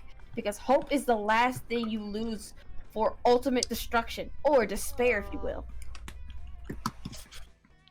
Well, it can't be you, Joy, because you're the cool badass leader. Oh, thank you. Guilty as charged. Hmm. And we can't lose Faith either. She's our level-headed voice of reason. And she's too good at making coffee for the team to give up. That's true. Faith does make a mean cup of joe. Wait, so what do we do? If we can't lose Joy, Hope, or Faith, then who do we need to kick out? Well? Bibbidi bobbidi boo. Boppity. I don't know yet. Maybe since you have the whole military background thing, you can decide who's the least optimal and report back to me. Okay, bye! Good idea. Thank you for entrusting this difficult task to me, Joy. I promise I won't let you down. What? Don't look at me like that. I just couldn't say it to her face. She looks so sincere and stuff. I'm sure she'll figure it out eventually. In any case, thank you for helping me get rid of her, Edamame. You're a She'll never great figure ally. it out. Oh. I'll never figure it out. Hell yeah, you are. Maybe Faith makes the best coffee, but you definitely make the best friend. Aww. Whoa! I hope that fire is safe. Oh, marshmallow. Aw, he's so cute. Is it me? Oh, yeah, it is me.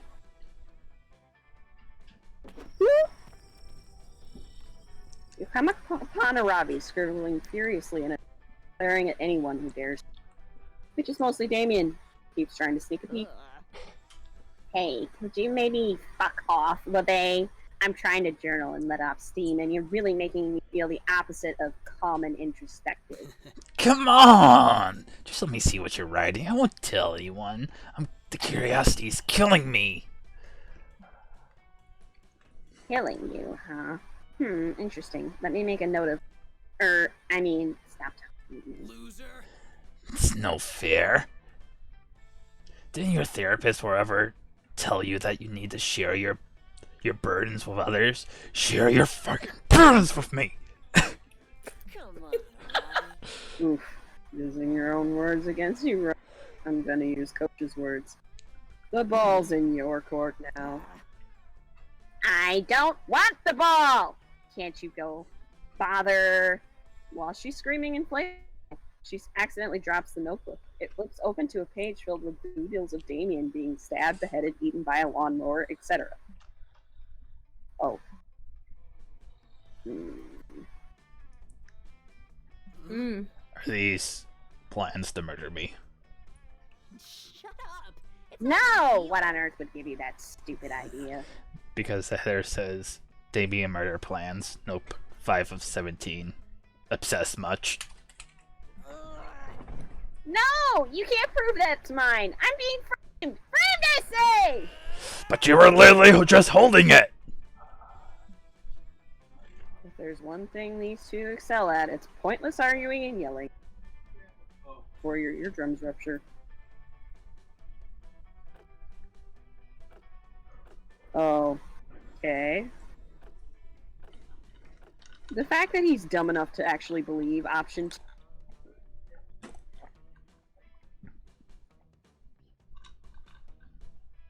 Okay. What? What was my fault name? Your fucking nickname. I think the better question is, why is EDDB's nickname? But it's not a nickname. It's my little actual name. Take that, noob. Ha! A likely story. EBDB has been going by Damien LeBay 7th grade. Clearly he called dibs. I've been going by Damien Lillet for 21 fucking years. Ah, anger. The last refuge of the totally owned. You're really gonna take that shit, Damien? Of course I'm not. Hey, I wasn't talking to you, poser. I'm talking to the real. Ah, that's my name!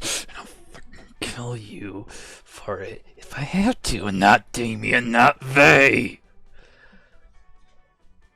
Damien starts coming at you with a knife. You're ready to die, getting stabbed over a horny lie you how you were always meant to go. But before he can even stand up, Aravi grabs Damien and suplexes him into unconsciousness. Suplex! What an idiot. Trying to kill EBDB without a proper plan? I didn't realize this was amateur hour. How overwhelming. Damien's clearly easy prey. Maybe I should have been spending all this time plotting to murder EBDB. He seems like a much worthier target and a way better Damien LeVay.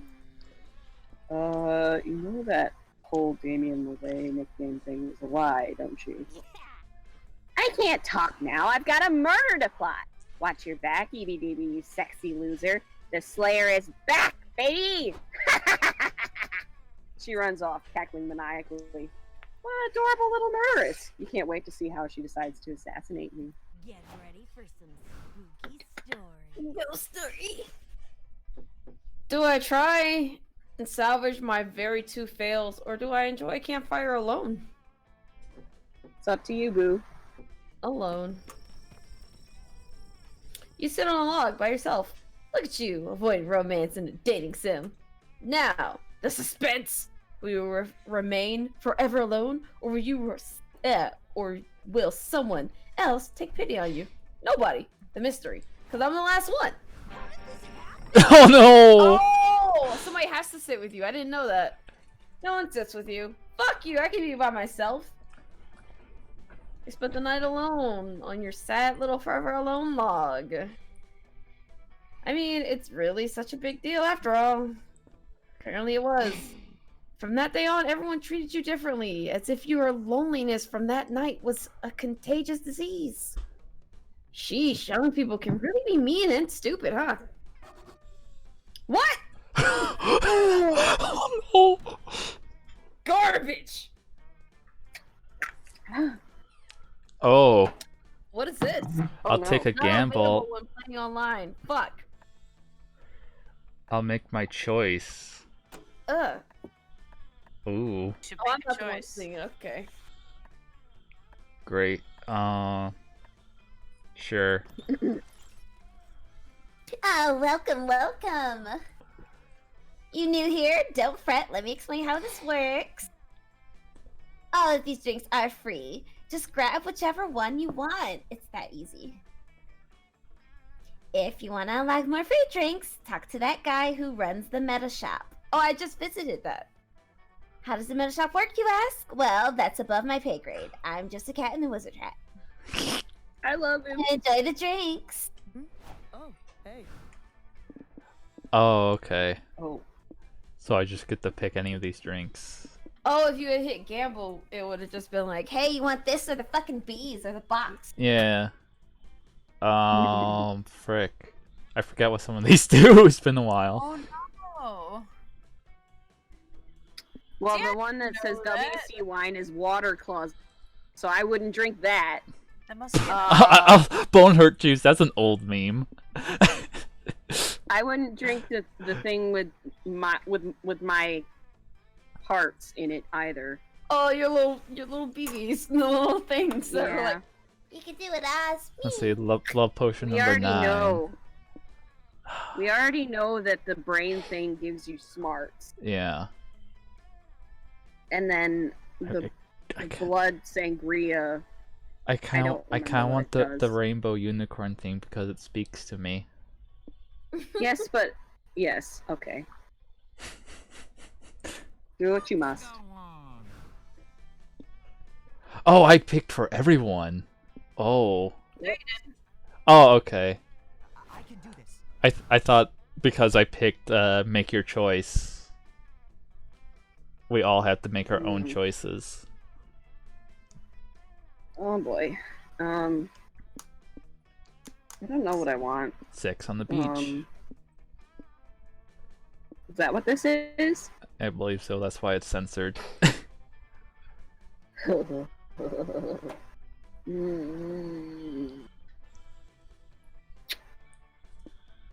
What about this one? I think that's just straight up whiskey.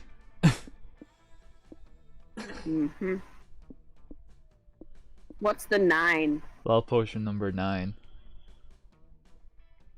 Oh. So probably Is that charm. good or bad? Yeah. For Aravi, I'd need boldness, right? And charm, right?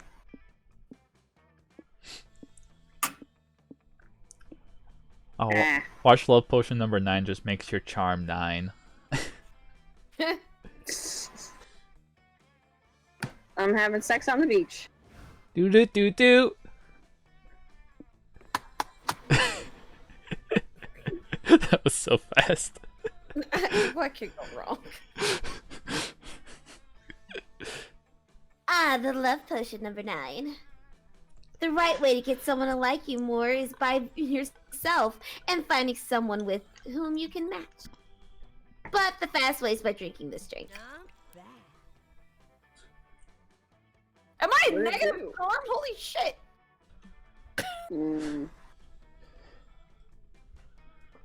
Imagination shots.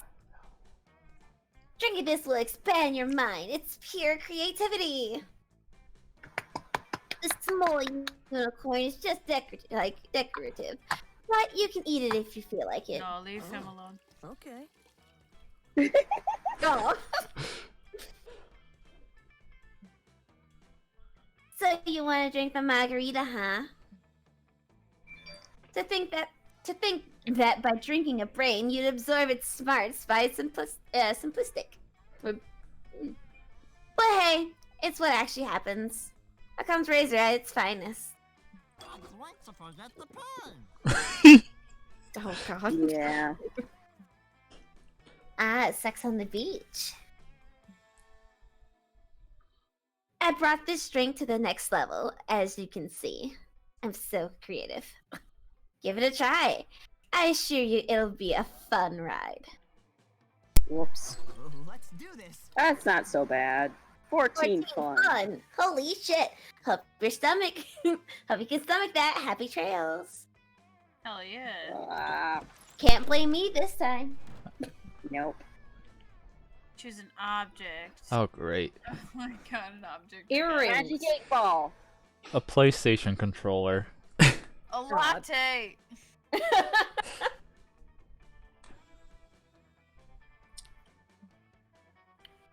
Player order is decided based on which object would be the most useful new Swiss Army knife attachment. Start debating now. Okay, what did everybody say? Remind me. I said an earring. PlayStation Said a controller. latte.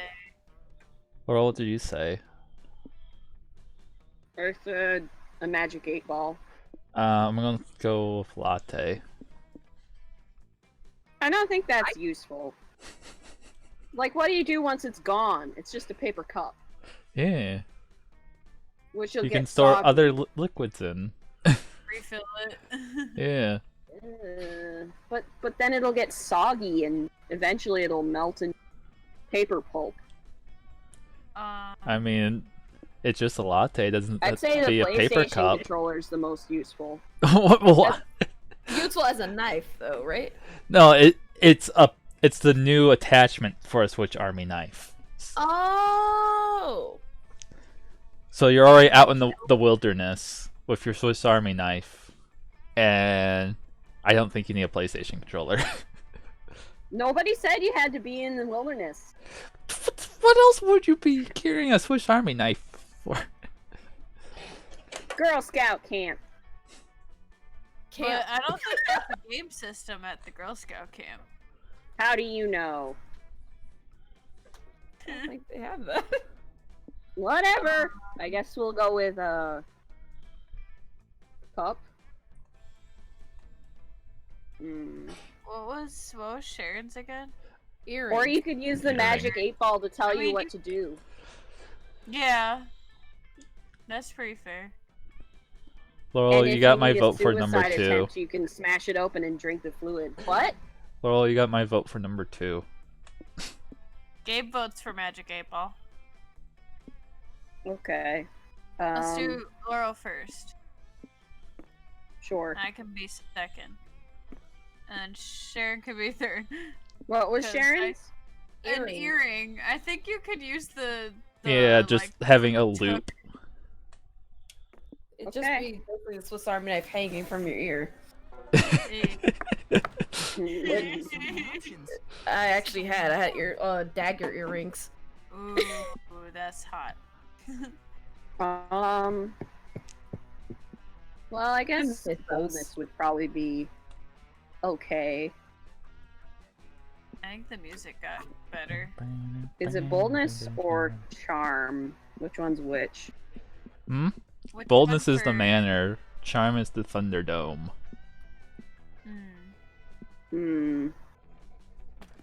Boldness.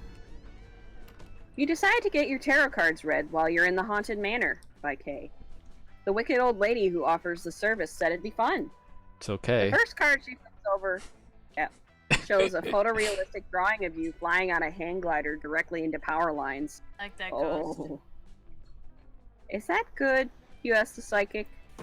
She wordlessly puts her cards away and vanishes into the darkness. It's probably fine! You gain +2 boldness and a fun new phobia.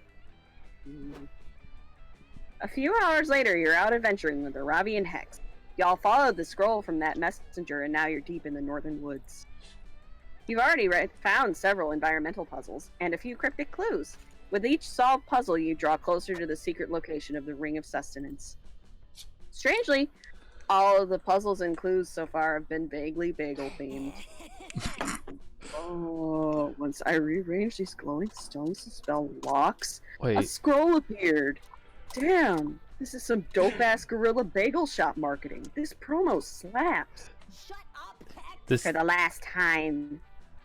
this is a unique storyline. Yep, I think it's a hidden one. Hex, these clues are leading us to a dungeon, not a fucking bagel store. It's so obvious. Ugh, you'll see when we get there. What does the scroll say? Psh, whatevs, bagel hater. The scroll says, you near the end of your quest. Triumphant adventurers. Walk 2 miles to the north. The ring awaits you there. Whoa! Finally, we've solved these annoying intro puzzles, and now we get to dive headfirst into some sweet, sweet dunge. Gods, I hope it's multi-leveled with a super complicated layout. Totes. But just in case it ends up being a bagel shop, I should prep first. I gotta make sure my patented cream cheese utility belt is full of maximum flavors. Gross. But also, yeah, we should get ready. I should head back to my stash and optimize my inventory. I'm all short range and high damage right now, if you know what I mean. Arabi puts a bag over your head and leads you to her nearest fully stocked weapon stash. She starts reviewing her inventory. Okay, just gotta pack enough for a full dungeon run. Let's see, go with 20 green potions for healing, and 20 red potions for mana, and 400 apples in case I need a quick plus 5 health. Where are the mana potions I'll need red? all 128 different types of crafting material. Dungeons are unpredictable. You never know when a mini-boss is going to be weak against Iridium Core. And then I have my weapons, obvi. As of now, I've got 8 swords and 14 crossbows equipped, each with slightly different attack and range stats. Those are all 100% necessary.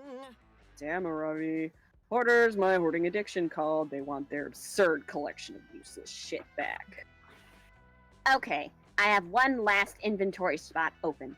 Ooh, I know. I'll take the Axe of Golden Demise. I looted it off a Lightning Warlock mini-boss last week.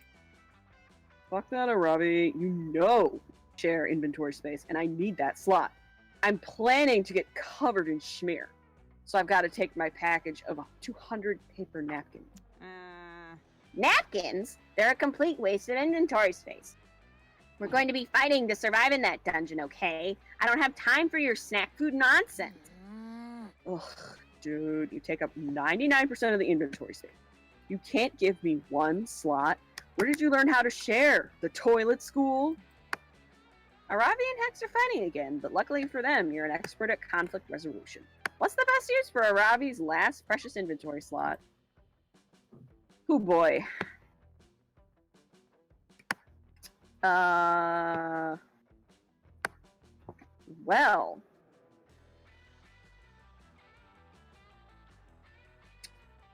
Well. Warren, yeah, that's a lot to shield. What do you guys think? I have no idea. I don't know either. Fuck Hex, honestly, but also Arabi. I don't know, whichever one is fun. Oh no, I don't know. The Axe of Golden Demise is probably like Charm? And then napkins are tiny shields. They both kind of sound like Charm. They both sound like fun to me. They both sound like smart. I don't know. Like you're finding multiple uses for these. So I'm like, oh, that's a smart thing. You're thinking outside the box.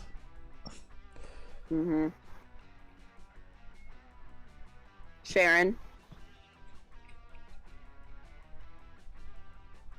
Anything?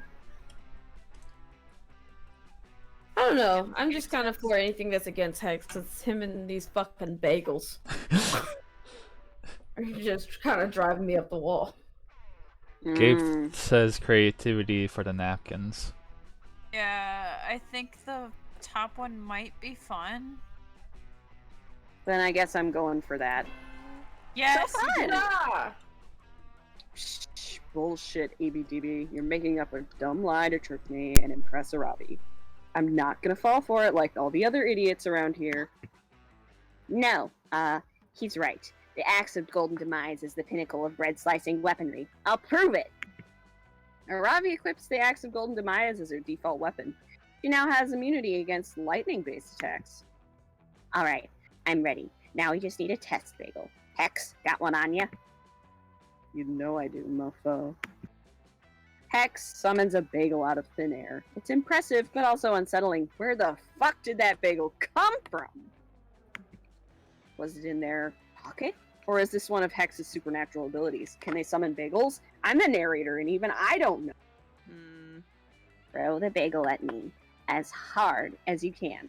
I'll show you the true power of the Axe of Golden Demise. Believe it! Whatever. I've said it before, and I'll say it again. Bagel yeet! The bagel flies through the air, and Arabi slices through it. The axe of Golden Demise shimmers as its legendary blade parts the bread in twain. Her obvious technique was so flawless that she somehow toasted the one slice lands in Hex's hand and the other lands in your hand. Mmm, toasty. Oh my god. I was so wrong. This thing is awesome! Fuck the napkins. This unbelievably sharp murder weapon is the ultimate bagel eating accessory! Yep. Poggers. Read the flavor text. What does that mean? That's all I hear now. It's just hype. Oh, Yeah. Pog champ poggers. I'm like, what is this? Oh, I guess you are my little pog champ. Oh my. Come here. Yep. Didn't you read the flavor text? The axe was crafted by a legendary blacksmith who was, made of bread. Right, EDDB? Thanks. I really wanted to tell that boy. When we get to the dungeon, I'll slaughter a goblin in your honor.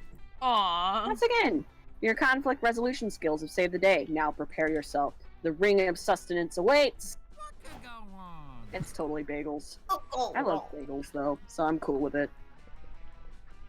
Next! I'm gonna do creativity. Right. He's so creative. Yeah. He's so fun. I love him. Yeah! Scouts make a braid chain as a team building exercise. You learn all sorts of new ways to braid hair. Yay! But the person braiding your hair accidentally ties on an infinity knot into your head. There's no way to untie it. You can see into infinity. He already looks like he can see into infinity. True. Also, probably they braided the tentacles. Yeah. Right before Coach gives you the worst haircut of your life, you see all of your friends will die. It's useful in helping you eliminate David Davidson, the doomed deer person from your romantic prospects. You also watch every Marvel movie that will ever be released. You gain +2 creativity from witnessing so many plot twists. But now there's TV shows as well. We can Danganronpa though. I gain creativity from witnessing the plot twists. You meet up with Joy to help her practice her dramatic looks when suddenly your nose detects the unmistakable scent of... Dimitri! Dimitri! Dimitri Moore! Oh! Indeed, my little. Sometimes phone, definitely not potential love interest. No, I have to kick his ass. No, that's not what you smelled at all. It smelled much more like Coach in a bear costume. Bear attack! Bear attack! I'm a bear, and I'm attacking. I love Don't him. worry, I'm not actually a bear. I'm your good old high school coach who cares a lot about bear safety. God, I I love him. know you're not actually a bear, Coach. Can't you see I'm busy having a climactic and steamy showdown with my sometimes phone, definitely not secret crush? Yes, begone, foolish weird tiger. What do we care for bear safety when the very fate of the world hangs in the balance? Excuse me, sir. Bear safety is fucking. What do you care for bear safety? What do we care for bear safety? Oh, kids, you need this bear safety for more than I thought. Fact: 100% of fatal bear attacks result in death of one or more people. Seriously? That statistic is, wow, tautological. Tautological. Again with the words I don't know. God damn it, Fact. Joy. 100% of bear attacks happen when at least one bear is pursued. Joy's about to date me though. Joy has terrible taste. And her vocabulary is very good. Tautology, the saying of the same thing twice in different words. Mm. Yeah. Where did you get these bear facts? Fact: bears do not pee during hibernation. That's true. What? That's actually a pretty interesting fact. But there aren't any real bears here. And even if there were, Dimitri is far more dangerous than a bear. Alrighty. Then explains why I, your coach, who cares deeply about your well-being, am dressed in a bear costume and not a Dimitri costume. Clearly not going to beat Coach with logic, and she's not going to beat Dimitri at all if you don't help. But how can you prove to Coach that Dimitri is the bigger priority? Oh no.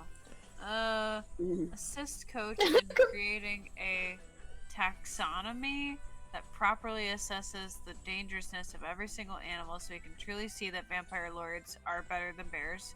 That sounds like smarts, right? Yeah. Convince Coach that Dimitri is actually a bear. Yeah, no. Yes! You calmly ask Coach which is more dangerous, a were-tiger in a bear costume or a bear in a bear costume. Oh my god! I haven't even considered the fact that bears could wear bear costumes, or how dangerous they would be if they did. Maybe I haven't done enough thinking about the relative dangerousness of vicious creatures. You nod sagely and take Coach's hand. Together, you embark on a journey across the planet to catalog the exact dangerousness of every living thing. It looks like she was looking at him. You visit the most remote parts of the world and help each other through countless dangers. Coach adopts a were-tiger cub named Turnip. Yes, Turnip. You grow together inextricably bonded by your quest. When your bodies fail you, you retire to a villa in the south of France to compile your notes into a definitive text. As your final days approach and Turnip lovingly tends to you both, you finally remember the one thing that really mattered. Bear safety! Proving to Coach that Dimitri is more dangerous than a bear as an oblique strategy in your mission to try and smooch Joy. Using all the knowledge you've gained in the past 60 years, you cast a spell to transfer both of you back into your younger bodies at the moment of Coach's confrontation with Joy. Does everyone else feel like they've lived an entire lifetime between the last moment and this one? To our angst-ridden immortals such as myself, a mortal life passes in a blink of an eye. So yes, mythologically, God, I'm so dark and troubled. Okay! Probably just that. Then, anyway, where were we? Oh yeah, I was telling you that nothing is more dangerous than a bear. Enough of this. Coach, you can't just turn up in the middle of a real fight and expect me to pay attention to your fake bear narrative. Turn up, turn up, turn up. My god, I had a child, I remember. Vampire lords are more dangerous than bears. Giant robots are more dangerous than vampire lords. But less dangerous than a duck with a gun trapped to its head. But the most dangerous thing of all is not taking time to be with the people we care about. Enjoy your battle, you two. Never take each other for granted. I need some time to think about things. Oh, Coach! Coach takes you by the hand. A single tear rolls down his cheek. His lips form the words, "Thank you." Thank you. Last. He's right. What am I doing here? I should be spending time with my beloved grandmother. Such a wretch. Vampire grandson. Dimitri vanishes in a puff of feels, leaving you alone with Joy. I have no idea what just happened, but thank you. Entire lifetime spent in lost accumulating enough trivia to solve one minor problem on the way to doinking one of your classmates. Worth it. You gain +2 smarts and +1 charm. You'll learn a lesson in bear safety. Let's work on those negatives, I suppose. Today at the camp dome, the game Charades Extreme. Whoops. It's just regular Sharon? charades. Yes. Are you running out of steam? No, I finished my wine. Oh, that's why. Okay. I love you, Sharon. It's just a regular charades, but apparently they love to stick extreme onto any classic game. It's your turn, and you get third times as charm. Third is easy to convey just by using your fingers, but charm is harder. To get your team to guess it right, you act as if you were more charming than you really are. You manage to do that and gain 2 charm by playing that role, and bring your team to victory. Hooray! You're in the middle of rousing the game of dismemberment tag. It's like hot dog tag, but with more I don't even know what hot dog tag hot is. dog tag? I Yeah. don't know, but there's amputation in this one. When you duck to avoid a flying severed head and run smack right into Milo. Darling. Don't call me darling, you don't like me. The hour. Tell me, as long as you're here, which paint swatch do you prefer? Lifeless corpse gray or jaundiced sclera yellow? Yellow, of course. What are we doing? You ask, Calculaster darling. Could you give the sales pitch this time, please? I have a story pulled to tally the results of. You see, friend Milo and I considered ourselves experts in flipping and selling furniture. Given that Milo is an adept, stylish, and I myself am furniture, it seems a natural fit. At the moment, we have taken on the daunting task of refurbishing and reselling the Camp Dome. Okay. Your mind calculator, while simultaneously dodging flying jawbones and severed elbows, that the Camp Dome is not for sale, nor is his property. Never stop being you. He has never stopped Cal and Milo house flippers before. If you don't give up on something you truly believe in, you will find a way. Oh, they were house flippers before. Friend Susan's doubt is reasonable. However, finding a buyer might be difficult given how dangerous the dome can be. Yeah, no kidding. For example, you're standing unmoving in the line of fire, narrowly avoiding getting pummeled by fists that are no longer connected to bodies. Well, that's different. All of the players in Dismemberment Tag have consented to die in this game. But what about non-consensual death? Unfortunate. The dome is fraught with offenses such as uncovered power outlets, exposed wires, unmarked exits, and the rodent infestation attracted by all these rotting corpses. It's a long list of OSHA violations that needs to be addressed. What if a newlywed couple had a baby wanted to move here? Wait, did Milo say something about a latte? I missed that. It's the winter outfits because it's cold. Oh yeah. Warren has the DLCs, so like the outfits and such. So like they were in scarves and cute sweaters. Okay. I don't have the DLC, so I can't see it. It was the free one. I did not get this. Okay, I'll see what I can do. Not right now, but you make an excellent point, darling. We need to make the Camp Dome a safe space for monsters and baby monsters alike. It's the only way to stay ahead of the market curve.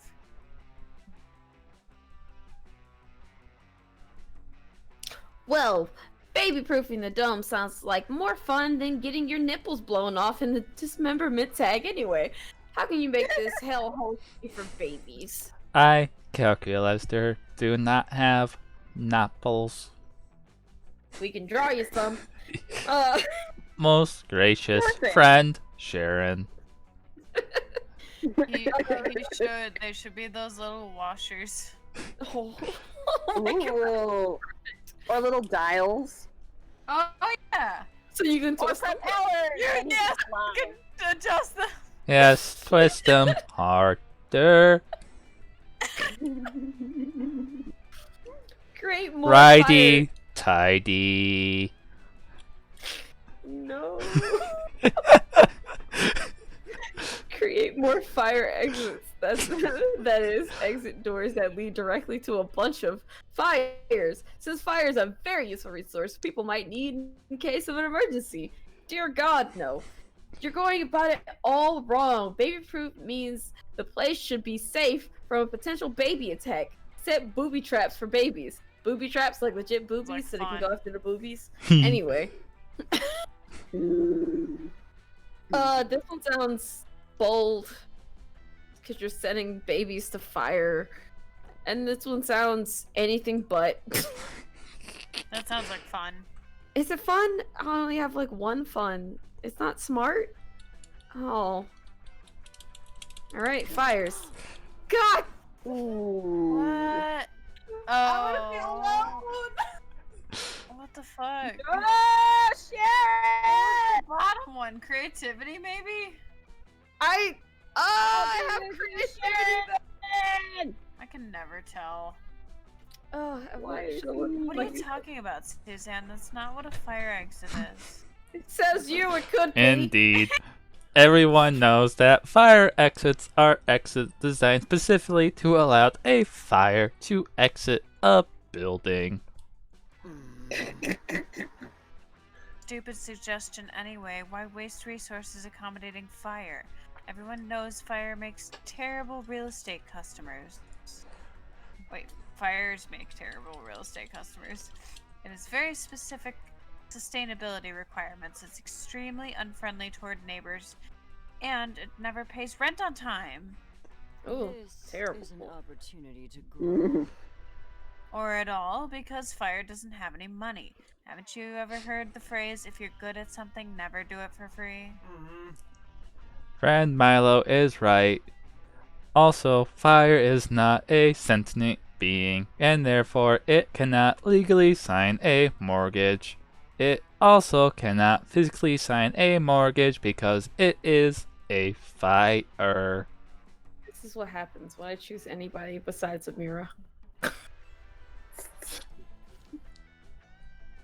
Sell a house to a fire is an amateur mistake, Suzanne.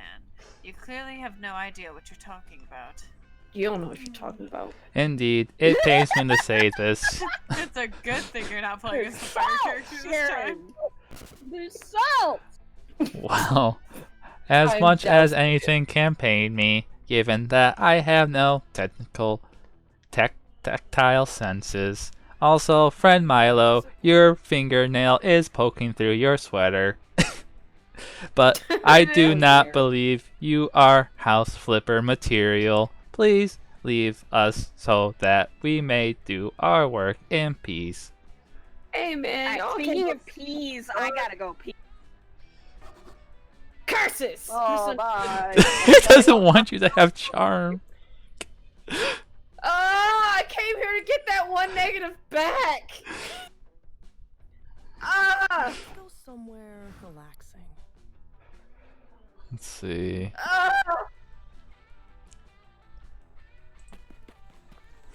Oh, that little It's animal's so cute. cute. I'd like While you're flesh of hiking it. through the woods, you accidentally step on a pile of leaves covering a massive hole. It was a trap. An evil goblin hunter. Is it a goblin who hunts or someone who hunts goblin? You'll never know! Appears. They were the one who put the trap there. This is it. You're done. You get ready to embrace death. But the goblin hunter only set the trap to get someone to help them to do their math homework. They'll only let you leave if you help them. You don't have any other option here. It's a bit boring, but you actually learned some useful calculus. You gain +2 smarts. You're hiking through the woods with friends. You inevitably get lost again. Honestly, why do you even keep leaving camp? How are you not dead yet? Fuck, guys. This is it. We're going to die out here in the boring-ass wilderness where there aren't even any wild fleet minions to eat. Bye. She's on a pee break. Calm down, idiots. I can't find food easily. I can't promise you filet mignon, but if we find an animal or a slime and beat the shit out of it, it might drop a whole roasted chicken. We don't have that kind of time. The only solution is cutting off our arms and eating them. What the fuck? No, you idiot. What's a terrible, what? That's a terrible idea. I need both my arms for punching things. What do you think I don't? It's a sacrifice we all have to make. If you just cut off your non-dominant arm, it won't be as bad. Friend Damien, though I have no need for calories or dismemberment, I will also cut off my arm in solidarity. See, Calculator's not scared. So, why are you, Slayer? You aren't finding roasted chickens. You are a roasted chicken. Cluck, cluck, cluck. Fuck you. I'm not scared. Hex, cut off my arm. Cut off your arm with me.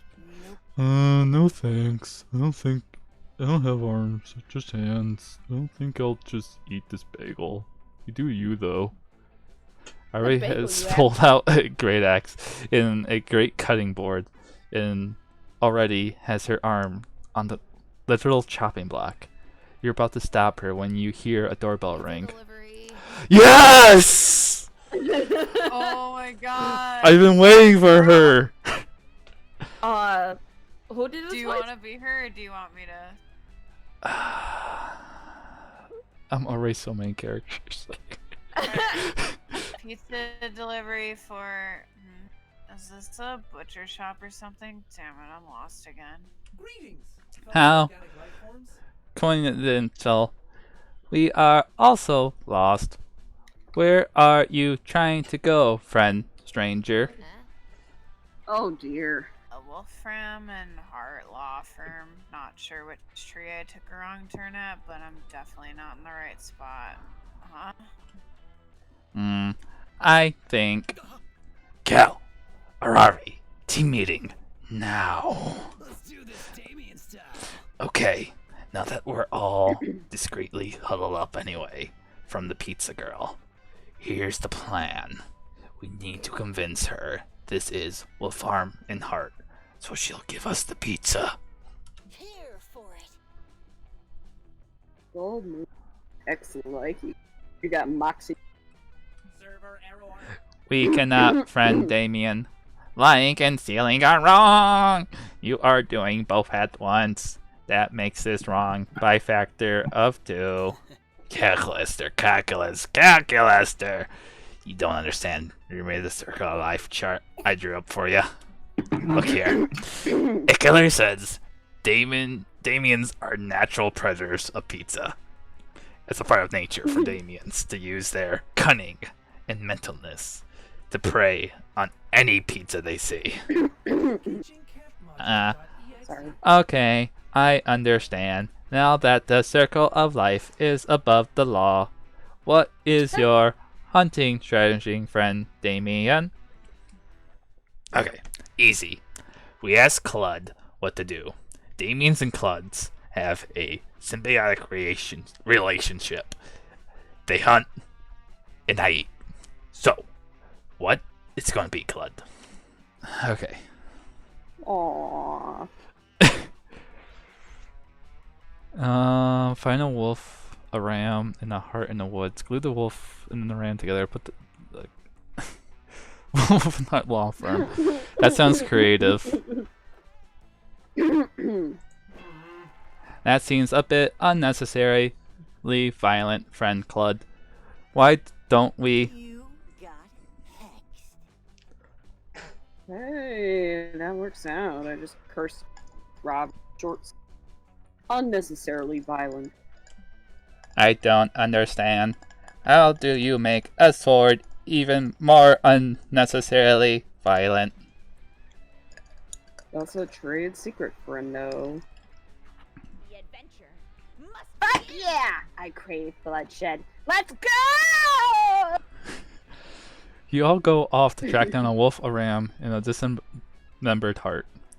You make short work of hunting them down because you're pretty sure there was a previous patch where a Ravi was a hunter instead of a slayer. Go figure. Now all we gotta do is buy wolf and rams. Anyone got a needle and thread? I'm a pro. Hell yeah. I knew my sewing skills would be used for violence someday. Damien he stitches together the two animals. They don't seem to appreciate it, but fuck it. This isn't about them. Then you outfit the wolf ram and the heart with cute little briefcases and glasses. So wholesome. You bring your creations back to the pizza girl. Oh, you're back and you brought nightmares? Actually, it's a wolf ram and a. They're the main lawyers of our firm, and they ordered that. So fuck it over. Are you sure? I mean, these are just a severed heart and two sewn together animals screaming in what sounds like horrible pain. Like, are animals even capable of reason? Isn't that essential to being a lawyer? Is this a nature? But just look at their nice little ties and briefcases. These are arguably even more essential to a lawyer than intelligence or rationality. Guess I can't really argue with you there. I'm off the clock. Also, you guys took forever finding them and my shift just ended. Enjoy your pizza because I don't care what you do if I'm off the clock. Keith. Nice. Free pizza. You all split it and even get a little to the wolf ram. It seems more interested in crying blood than eating it. But it's the thought that counts. Oh, poor Trick! thing. Laces! Something bad. Diarrhea.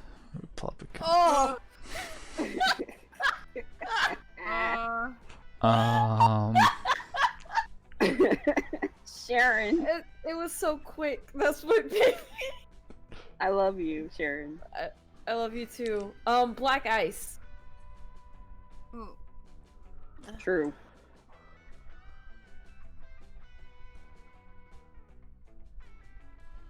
Gonorrhea. Ugh. Oh. Oh. Oh. Ed? Earth to Ed. Are you okay? I said mold. Oh. Mold? Oh, mold. Oh, Gabe says my brother. Oh. Based on how possible it would be to No, make. he's a bad person. Then fuck that guy. Decided based on how plausible it would be to make a deadly fantasy weapon out of said bad thing. He's a Diarrhea. Oh I suppose god. You would have to turn your button to sort of cannon. Black eyes for mold. Black eyes for I think it would make it a spell. It's just like instant Yeah. diarrhea. Oh yeah, Oh, you spells. mean like Dragon Ball, like Dragon Ball. Yes. The piggy noise. Make a really gross like sword or something. The brown note. The brown note. Oh no! The brown note. The ultimate weapon of all bards. The brown note. Oh god. It wins. Sorry. It wins. The diarrhea wins. EBDB. EBDB! Let's go with black ice as the second. Mold isn't necessarily a bad thing. Blue cheese is delicious. And some molds are beneficial Wait, what was? to the ecosystem. Oh, gonorrhea. Yeah. I feel like Gonorrhea is usually bad. likely to be made into a weapon, It'd be kind of hard because it's not exactly unless you physical. like put it in a needle and inject it into someone. Or spray it, like, on somebody. But that's not a fantasy weapon. I feel like you can go more wacky with mold. Yeah. But mold isn't bad. Mold can be bad. It can make you sick. True. Oh, it's my turn. Okay. Should I go for boldness or charm? Or maybe something else? Boldness or charm? Boldness or charm? Charm or boldness? Boldness or charm? I'm definitely not smart, that's for sure.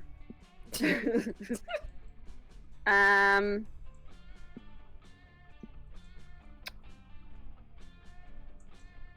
guess I could go for charm.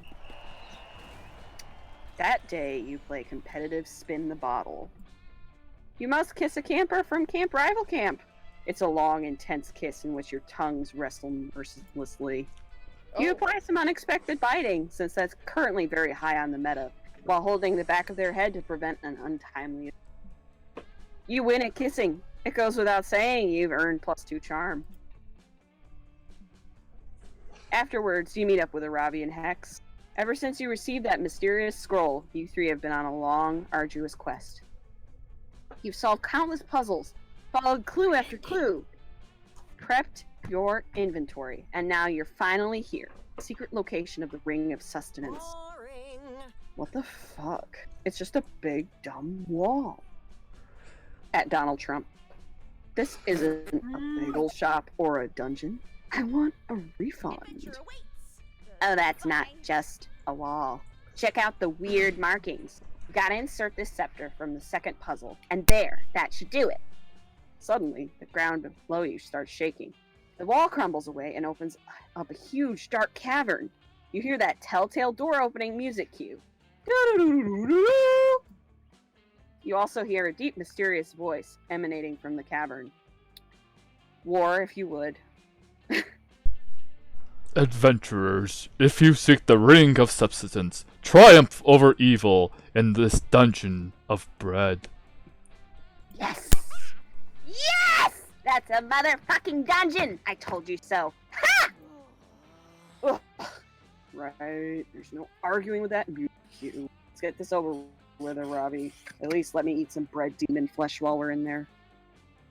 Y'all head into the Dungeon of Bread, and Aravi is absolutely crushing it. She solves 3 puzzles immediately in the dungeon map without taking any damage. Oh, dungeon maps suck. Would you need a map of the dungeon? What is this? Ghoul? Are you kidding me? The dungeon map is half the fun, and it gets even better when you get the company. Aravi takes out the mini-boss in 3 hits and locks down the boss key. Soon you arrive at the boss chamber. Quiet. Oh. It's going to be such a sick boss fight. Check out that huge lava pit in the middle of the room. Pretty dodgy if you ask me. I bet the boss is gonna pop out of... Ah! Sorry about that. Aravi was totally right. The dungeon boss leaps out of the fire pit, of the huge pit of lava. It's a massive fire-breathing lizard. Tatongo! Oh.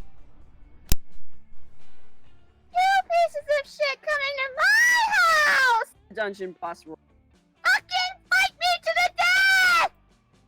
Yikes. You cower in the corner while Aravi battles the dungeon boss.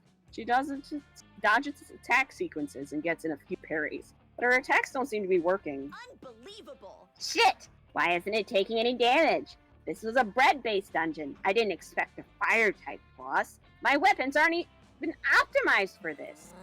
Holy shit. We're gonna die. I can't die. I have leftovers in the fridge waiting for me. Calm down. We need to figure out the dungeon boss's weakness. Everyone has a weakness, right? I can't believe I'm saying this, but EBDB, I need your help. You're gonna help Aravi or you're gonna literally die trying. Okay, but I didn't Wait. see your comment. Quick, what's the best way to figure out this dungeon boss final weakness?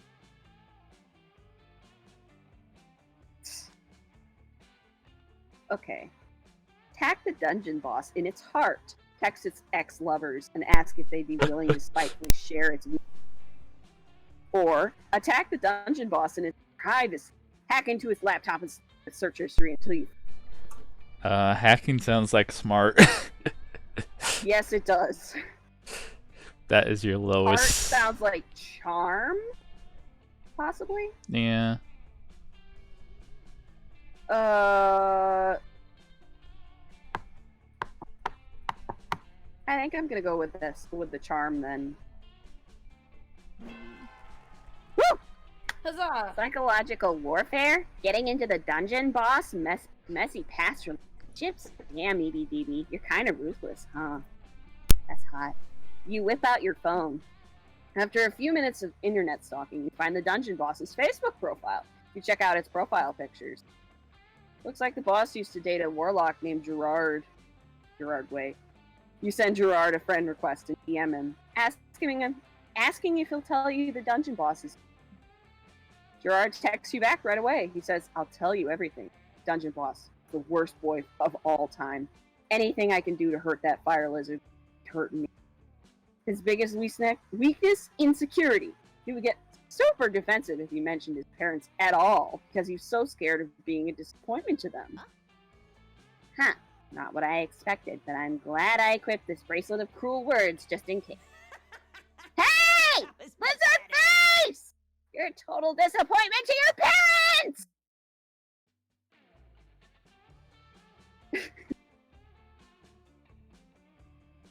Ah! Sorry, I'm not a fucking doctor, okay? Is that what you want me to say, Mom?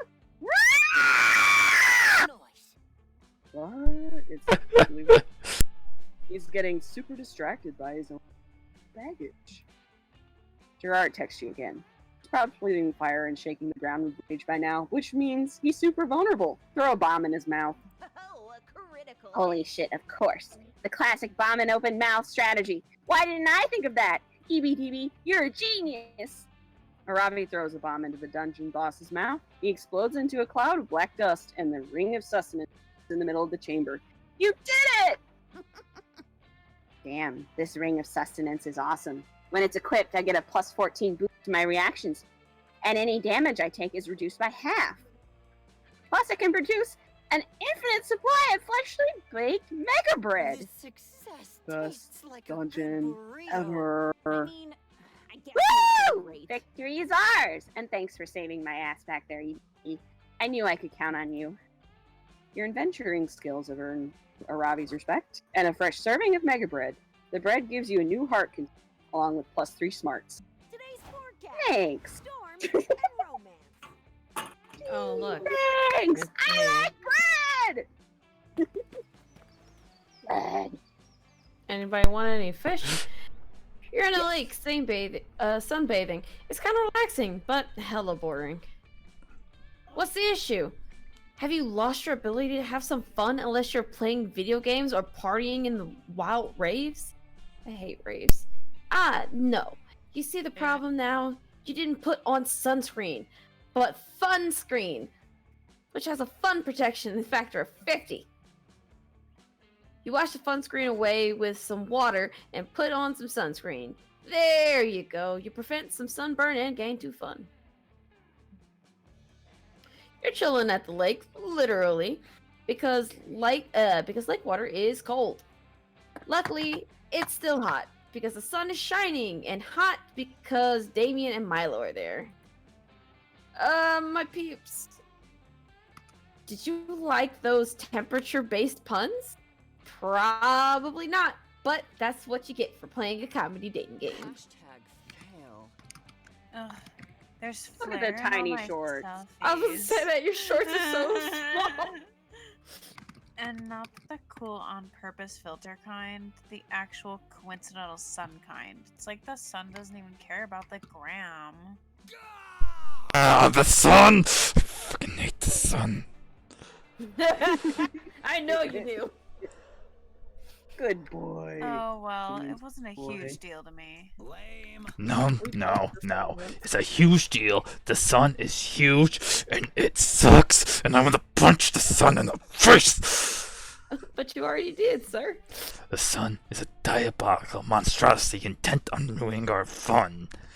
You think it's ruining your pictures by accident.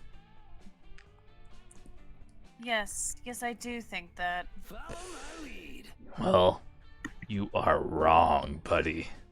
We need to show that also full brush of a gaseous ball of fire that we can enjoy the lake without it. To, like, find some shade? Yes, exactly. Great plan. It would be nice to find some better lighting to highlight my amazing cheekbones without washing me out. And wash the sun right out of the sky by showing it who's the boss. It's us. Us. In our shade. You reap what you sow. I have always been great at throwing shade. Time to take it to the next level, I guess. By punching the fucking sun. So, Suzanne, any not psycho ideas? Nope. I wish this was the other one, because I would be all for it. Call upon the Lord of Shadows, because he probably has some shadows to spare. Wear a very big hat. I mean, like, really big. Like, gospel church kind of big.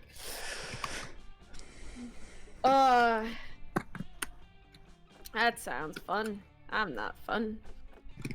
That sounds...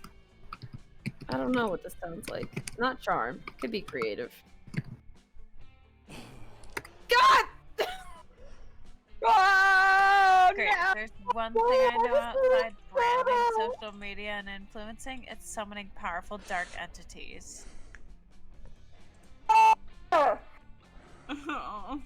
Sharon. Fuck! Milo does their thing, and before long, a cloud of dark, swirling shadow of smoke manifests before you, clearing to reveal your new ally. The Lord of Shadows is this leggy fuck! Amorphized. That's a big word. Nah. Spinny insector with jet black spikes and red streaks. Shadow. Wait. Shadow the Hedgehog. Shadow the Hedgehog? Oh, what? You called it! What the fuck, Watts? Shadow. Taking a long drag of cigarette and then swallowing it whole. And we're trying to fight the sun. The sun? Ha! That's bullshit for you punk-ass bitches and losers. Real punks fight Sonic the Hedgehog. Only spiky little babies fight the sun. I'm not a spiky, slow baby. I am a spiky, slow adult. Honey, you're not slow. Oh, honey. That sounds exactly I'm like mentally what slow. Aww. Sounds like what... Yeah, that sounds exactly like what a spiky, slow baby would say. Shadow casually retorts, kneeing a passing fish in the dick. Oh, dude. Damien, messy there. Sure they do. Next time I see Sonic, says Shadow, while simultaneously sending 3 dick pics. No! God, you suck! I'm gonna rip off his spikes, dip them in hot sauce, shove them up his butt one by one. I do I that have to my own losers baby. 3 times before breakfast, even. Cool. I don't have the time to do that because before breakfast is my oatmeal and cocaine time, but without the oatmeal. Your Oh my energy is so powerful. Have you ever thought of becoming an influencer? I did, but then I realized I'm not a whiny little participation trophy drama queen who needs to see their own face reflected back 30 times a day to remember who they are.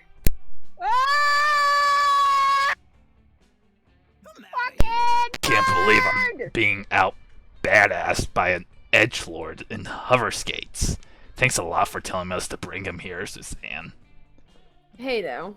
You try to remind them all that you said to bring the Lord of Shadows, not Shadow the Hedgehog.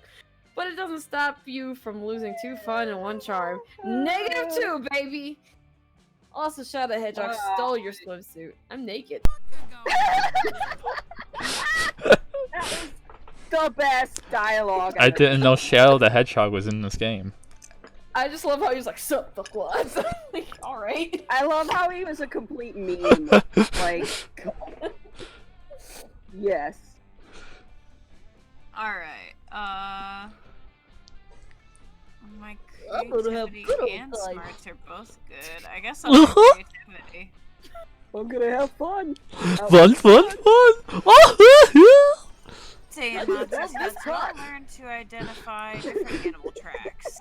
First, you My favorite. practice identifying bears and deer, but then Did someone you say bear start to safety? identify way more specific tracks. You identify the tracks of a sculptor, half human, half sculptor. You follow the tracks until you find the legendary beast. The sculptor teacher teaches you the basics of sculpture. You gain +2 creativity. Fuck You're yeah. about to fight a bee that insulted your honor. You ready your first strike, and Joy grabs you and pulls you aside. Joy to see you. Got a minute? I want to show you something. Also, I'm pretty sure you'll die if you fight the beehive.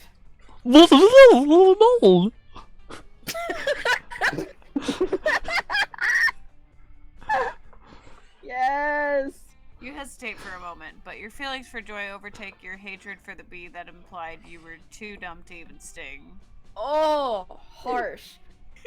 I just wanted to show you this little clearing I found. Turns out it's the perfect place to watch the sunset. The view's flawless, and more importantly, no one else knows about this spot. Swear to me that you won't tell anyone else about it. I need a break. Oh, no you don't. You need friends. It's not that I don't love our other friends, but sometimes I just need a quiet place where I can think. Did I miss? Oops. Yep. It's okay though. You sit down with Joy to watch the sunset together. You blush thinking about how she shared this secret with you. Joy leans on your shoulder. You double blush. I don't have shoulders. Listen, Edamame, there's something I want you to know. I think I have feelings for you. Ooh. What the Why? shit, anime?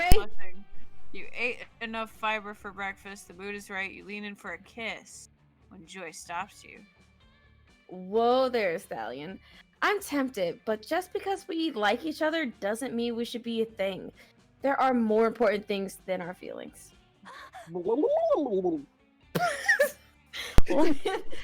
Like how our love story will affect the Coven's story arc for this season. As a protagonist, I have certain responsibilities. No. I mean, I'm gonna grow a hair sprout any minute like Danganronpa. I know I know you know this, but critics interprets this kind of love arc as filler. Even the most moving love stories can be written off as excuses to attract a bigger audience. And don't get me wrong, I'm not trying to please the critics. It's our adventure, but I can't help but think about it a little. I don't like Joy.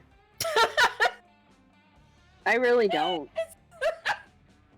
It's She's because of kind of how it's how calm you say it is what always gets me. I don't think I like them. Well, it's like she uses people, and like, I don't like her. She's not nice. Sorry, Ed, but she's not. I guess it depends on the scenario, because like sometimes it's like we gotta summon this to save the world, and then other times it's like I really just want to fucking read this manga, but hey, everyone's like, hey Joy, fix my problems. Yeah. Oh, I didn't read that. I have no idea what she said. Oh, I'm sorry. It's all good. I'm like really tired. Huh, you've been so busy chasing after love interests all summer that you never reflected on how good of a love interest you'd be yourself. Any ideas, Edamame? How can we get the audience to see you the way that I do? Why is there an audience? Because I guess we're being world. watched. Summon a version of Yeah. yourself from TV another show? timeline to make the horniest, most confusing love triangle ever. Or go for the classic drama of love versus family convince this season's big bad to adopt you as their child. Okay. Romeo Juliet situation. I don't know if one of them is smarts. Because if one of them is smarts, then I need to pick that. I don't know.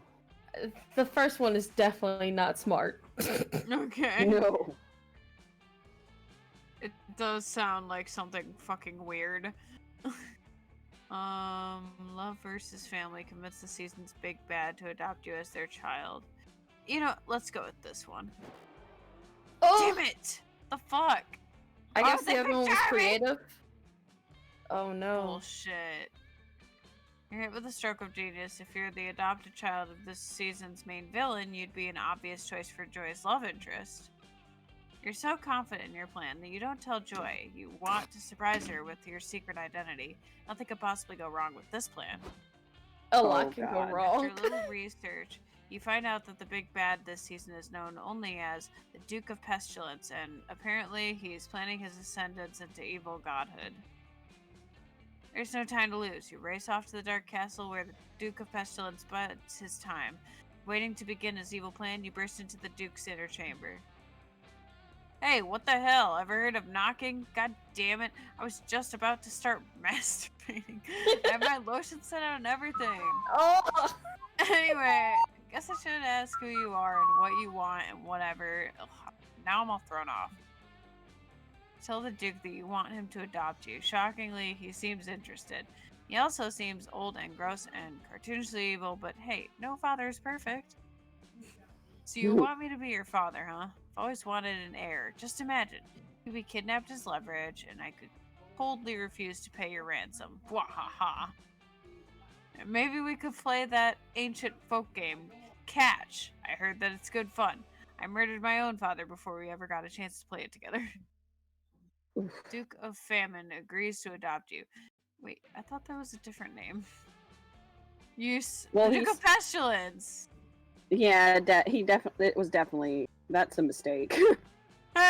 You signed the adoption papers with Orphan's Blood and realized that his actual name is Duke Marcus Pestilino Dookie Muncher. Dookie Muncher. Whatever. You'll do anything, or sign any legally binding contract for love. You can't resist finding Joy and telling her the good news. You let the Duke of Pestilence adopt you, even though his last name was Dookie Muncher. Oh my god, it's. Oh my god, I did it again. I'm sorry. Loki, that's where it's shooting. I'm like, god damn it, you suck. You tell Joy that yes, technically that's your new last name. Not suited for TV. So if I started dating you and we got serious, would that make me Mrs. Dookie Muncher? I don't know, Edamame. That really wouldn't be good for the show. I'll just take your last name. You're started to get pretty worried. You've started. Joy seems very hesitant about the whole Dookie Muncher thing. You assure her that you're a feminist and you just take her last name. I guess that might work. Unless, well, I always wanted to hyphenate the last name of any children I have, just like my parents did with mine. So if we had children, their last name would be Johnson Johima Dookie Muncher. Then don't hyphenate it. Also, isn't the Duke of Pestilence famous for lying to all of his lovers, especially about taking their last names? And trapping them in unhappy marriages where everyone calls them Mrs. Dookie Muncher? Not happening. Yeah, I'm sorry, Edamame, but if you're the Duke's offspring, I can't be 100% sure that you're not going to follow in his evil footsteps. I'm adopted! Joy leaves. You're heartbroken and your last name is legally Dookie Muncher. You're so devastated that you lose 3 smarts. Dookie. Oh, big Dookie. Poopy nom noms. What? Poopy yum yum. Look at everybody's beautiful stats except mine. While exploring the haunted manor, you find an enchanted skull which speaks in riddles. His voice makes your ears bleed. You decide to name him You love Sparky it. and put him on your cheek cane as a fun pet. You would. He tells you all sorts of would. cool things like, Beware of the ties of Venus! And if you meet a guy named Lenny at the Costco, don't give him $20. Sparky also tells you exactly when and how you'll die. Apparently it's going to involve a lot of mozzarella sticks. You gain +2 Sounds bonus about right. for gaining that foresight. You're Delicious. living your best Camp Soupy life when Aravi slides up to you, looking a little more bashful than usual. Damn it. Damn it. What? I didn't say anything. Sharon. Oh, hey there, Claude. Fancy seeing you here at this place where you often hang out at this time, which I have taken note of. This is the first time I went here. Look, I've enjoyed our adventures as of late, and I wanted to invite you on some sort of normal activity like a shopping trip. But then I reminded her that she doesn't shop. But then I realized I don't shop because I craft my own items, and that could be a romantic date as well. I mean, a productive time that will set us up to be well equipped for quests. She meant what she said the first time. She definitely doodled a Ravi plus Clud on her boots of potential marriage +3. No! You misread that because you were looking at it upside down because you were being clingy like always. Anyway, shut up. Clud, are you in? Hell yeah, you Hell are. yeah. Aravi sets up her crafting table, and you prepare for some high-quality equipment making. Are we playing Alright. Minecraft? So, yep, I'll kick us off. I'm going to combine Potion of Silence with Yeti Skin to create a Cape of Cloaking +2. And then I'll use a broom, a feather, and a ring stick. Next, I'll put a car on a car to make a limousine. You jump in combining a leather handbag with a very loud screaming to create bagpipes. Next, nice. I'll use pizza plus pineapple to craft controversial food choice. The two of you have a great time crafting. Occasionally, your hands brush against each other as you reach for materials. And Ooh, is spicy. Aravi blushing?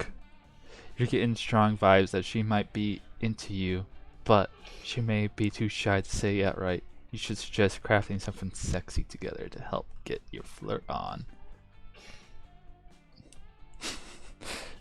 Lube plus battle axe for sexy battle axe. Horse leg or on horse torso, romantic horse ride. Wait, what?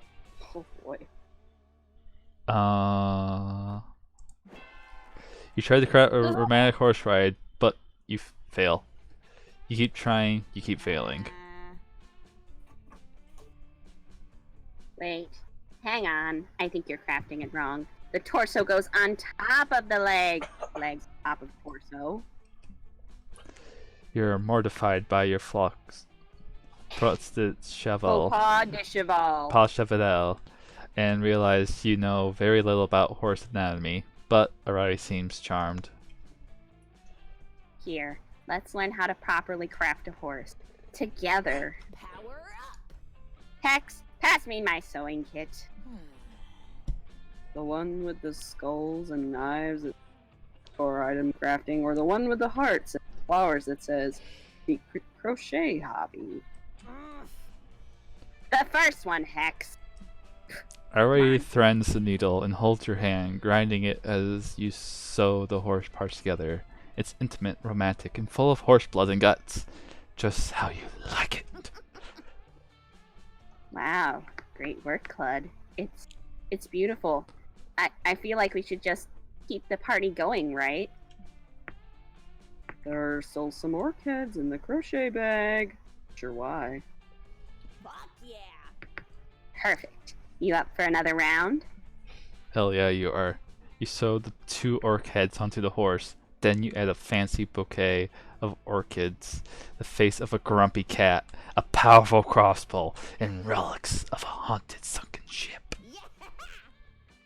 It's a masterpiece. Now to add a potion of revive and bring our beautiful child to life. Huh. It doesn't seem to be working. I hate to give up on a good quest, but... Whoa. Stop right. Look at this abomination. Granting it any sort of life would clearly be a curse to this poor, maligned... You're right. I guess I wasn't thinking about the ethical ram. You got What? Oh, I'm just saying, life. Curses are kind of my deal. I bet I could to life. We just made a cursed thing. Yep. It takes almost no effort for Hex to bestow the horse to cat, the glorious, hideous life. You and the Ravi hop on. You enjoy the sights and sounds of a romantic ride, as well as the joys of spitting in the faces of God. You gain +2 creativity and +1 smarts. All I got was bread. I can do this. Damn it. I mean, that was like a special thing. Yeah. Oh, you already know who I wanted to pick. Awabi! But there's no way I'm gonna get her after gave her a cursed Arabi thing. Sharon. Fuck it.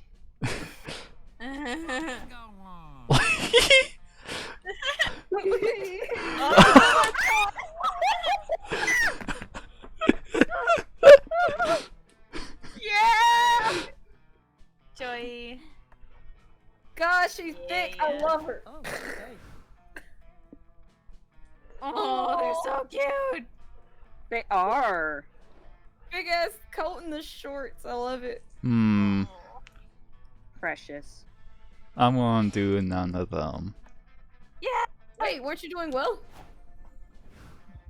Don't pick me first. You decided not to ask anyone to be your summer honey. You were too addicted to this new mobile game called Lonely Logs. Lonely Logs. It's sort of like Tetris, except you're stacking logs in a formation and it's only single player. And if you ever find a significant other, you lose your high score. Woo! Strength physically and emotionally connect with another person for an app. Yeah, for an app game. I bet you're never gonna regret that choice. Fuck you. Alright, man. Nah, just kidding. You totally regretted it. When the meteor shower came, all you were shower with was loneliness and despair. I like the way you said that. Anything this is despair reminds me of like Monokuma now. But why do I feel like you would choose an app though, Sharon? I would. My candy love, anyone? Oh my god, did you know they go to college? No. That's cool. It's cool. I'm just amused, that's all. You finally gathered the courage and asked your beloved to watch the meteor shower with you. Oh, hey. You want to be a summer fling, huh? Let me run some divination first. You know, to be sure we have a future together. Watch. I'll stir these tea leaves and read the future for them. Ooh, spooky magic. Let me see. Oh no! These leaves totally say Excuse me? tragedy awaits us if we date. I'm so sorry. It's not me, it's tea leaves who have spoken. Damn tea leaves, right? Bye. Bye. Wow. Next season. Oh! Maybe No. What was her fucking stat? How high does it have to be? Maybe it's just I don't know. The dramatic lighting. The tree on the hat though. So Pink cute. Stats were like this high when I succeeded last time. I wonder if just like So one maybe- one too many failed events. It could be that, but I think your stats have to be at something specific because I don't remember what my stats were, but I think the last time we played, I got joy. Huh. I don't remember. To distract yourself from the pain, you get super into Thundercats. I mean, Thundercats is Write 1,000 pages of horny Thundercats fanfic, and you fill your house with Thundercats themed furniture. You legally make Thundercats your middle name. Thundercats It becomes like Doppelganger. 5,000% more Thundercats. Thundercats. In the end, it turns out Thundercats can't fill the hole in your heart. I mean, they can't fill any of the holes in your body, unfortunately. Oh. Whoa! Despite the fact that this is a dating sim, you decided not to ask anyone to be your summer honey. Look at you, defying comfort genre expectation. You must be a strong, independent gamer who don't need no traditional ending. Gotta admit, I respect that. You watched the media shower by yourself, and you had a lovely time. Sometimes the perfect day can be one person, a warm patch of grass in a sky full of shooting stars. Your friends might have searched tirelessly for love, but you're happy to report that, in the end, the only company you truly need was your own. Oh, it was because his stats were so high! I also didn't fail a single event. I failed, but I wanted to be alone! It's Oh! Okay, here I go. You seek out your favorite monster slayer. Hey, dee, there's no time for talking. Adventure awaits! Aravi grabs your hand and whisks you away on another adventure. She doesn't talk much, but you learn talking isn't her thing. She's a woman of action, and through action you bond. You go on an intense dungeon crawling session together. You slay and you loot. It's okay. She's got her way of connecting with her feelings. You feel like you could wait. It's hard to keep up with Aravi, but the good news is, after all of your plundering and battling, there's also time for relaxing! Why is it the same from The Witcher, though? Yep, it's the Witcher reference. Nice. Wow! And when the intensity of the battle wears off, Aravi seems to lower her guard. She may not confess her feelings today, but there's time. Today, what she does ask you is to wash her back. And for now, that's more than enough. Call. Oh, Sharon, I'm so sorry. Ed, I'm sorry. 10. I'm Some just are memory. annoyed because I don't understand how high the stat needs to be. Oh, I'm sorry. It's okay. Next time! I'm gonna play this on my Next own and see time. what- Okay, cool. Oh yeah, the song. Oh yeah, because apparently you can get other endings. Before we knew it, those weeks were long. It felt like the hot minute, and it felt like an entire lifetime. That night, as we saw summer coming to the end, we all wondered what would come next for us. It felt like the end of summer, something big. Like, little did we know, life still had many wonders and misadventures in store for us. Now I'm older, and I can see it. How those years became the foundation of the mythology of our lives. Broken hearts turned tragedy sung from centuries. Wild nights became epic treasures forever. Yeah. Every kiss, every laugh is now acknowledged. We'll always find while gazing into the starry night, no matter how many years go by. Fudge nugget nougat. I'm so tempted to skip the damn song, but I want to see the ending because sometimes it shows something a little new. Like every time something jumps out of the lake with Oz reading or whatever, something pops up. Oh. I love this song anyway. Yeah. I had to change to the alternate song for me. Oh. I love Oz's little shadow folk. I forgot I have to push my own button. Oh, it was Hex.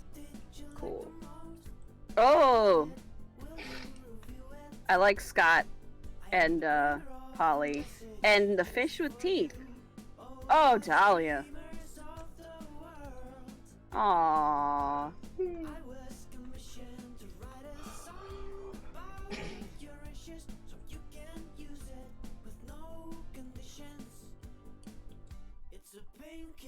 Amira. I miss my girl Vicky. And I miss Amira too.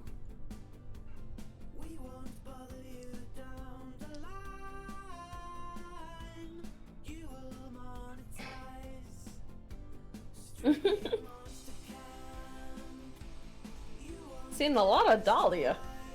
Mm-hmm. Despite her not being in the story much. Yeah.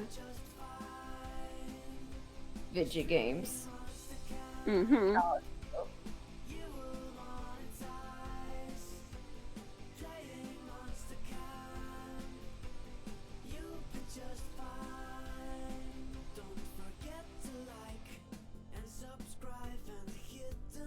Fatness.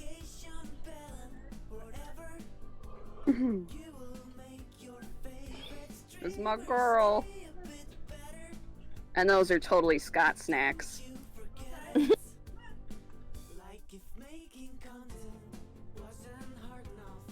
forgot the guys like I fight people who are specifically trying to get sexy in a horror situation.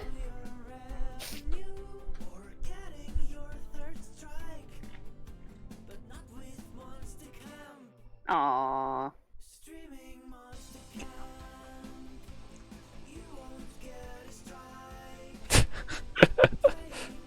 Oh my god, the alternate song. The bass. The cat with the shaker.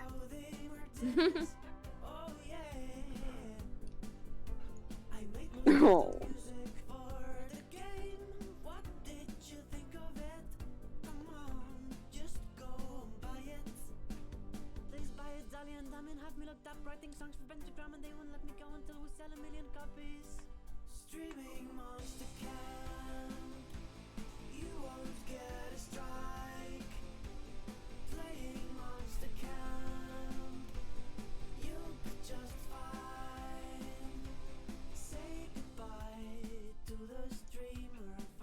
Nostalgia.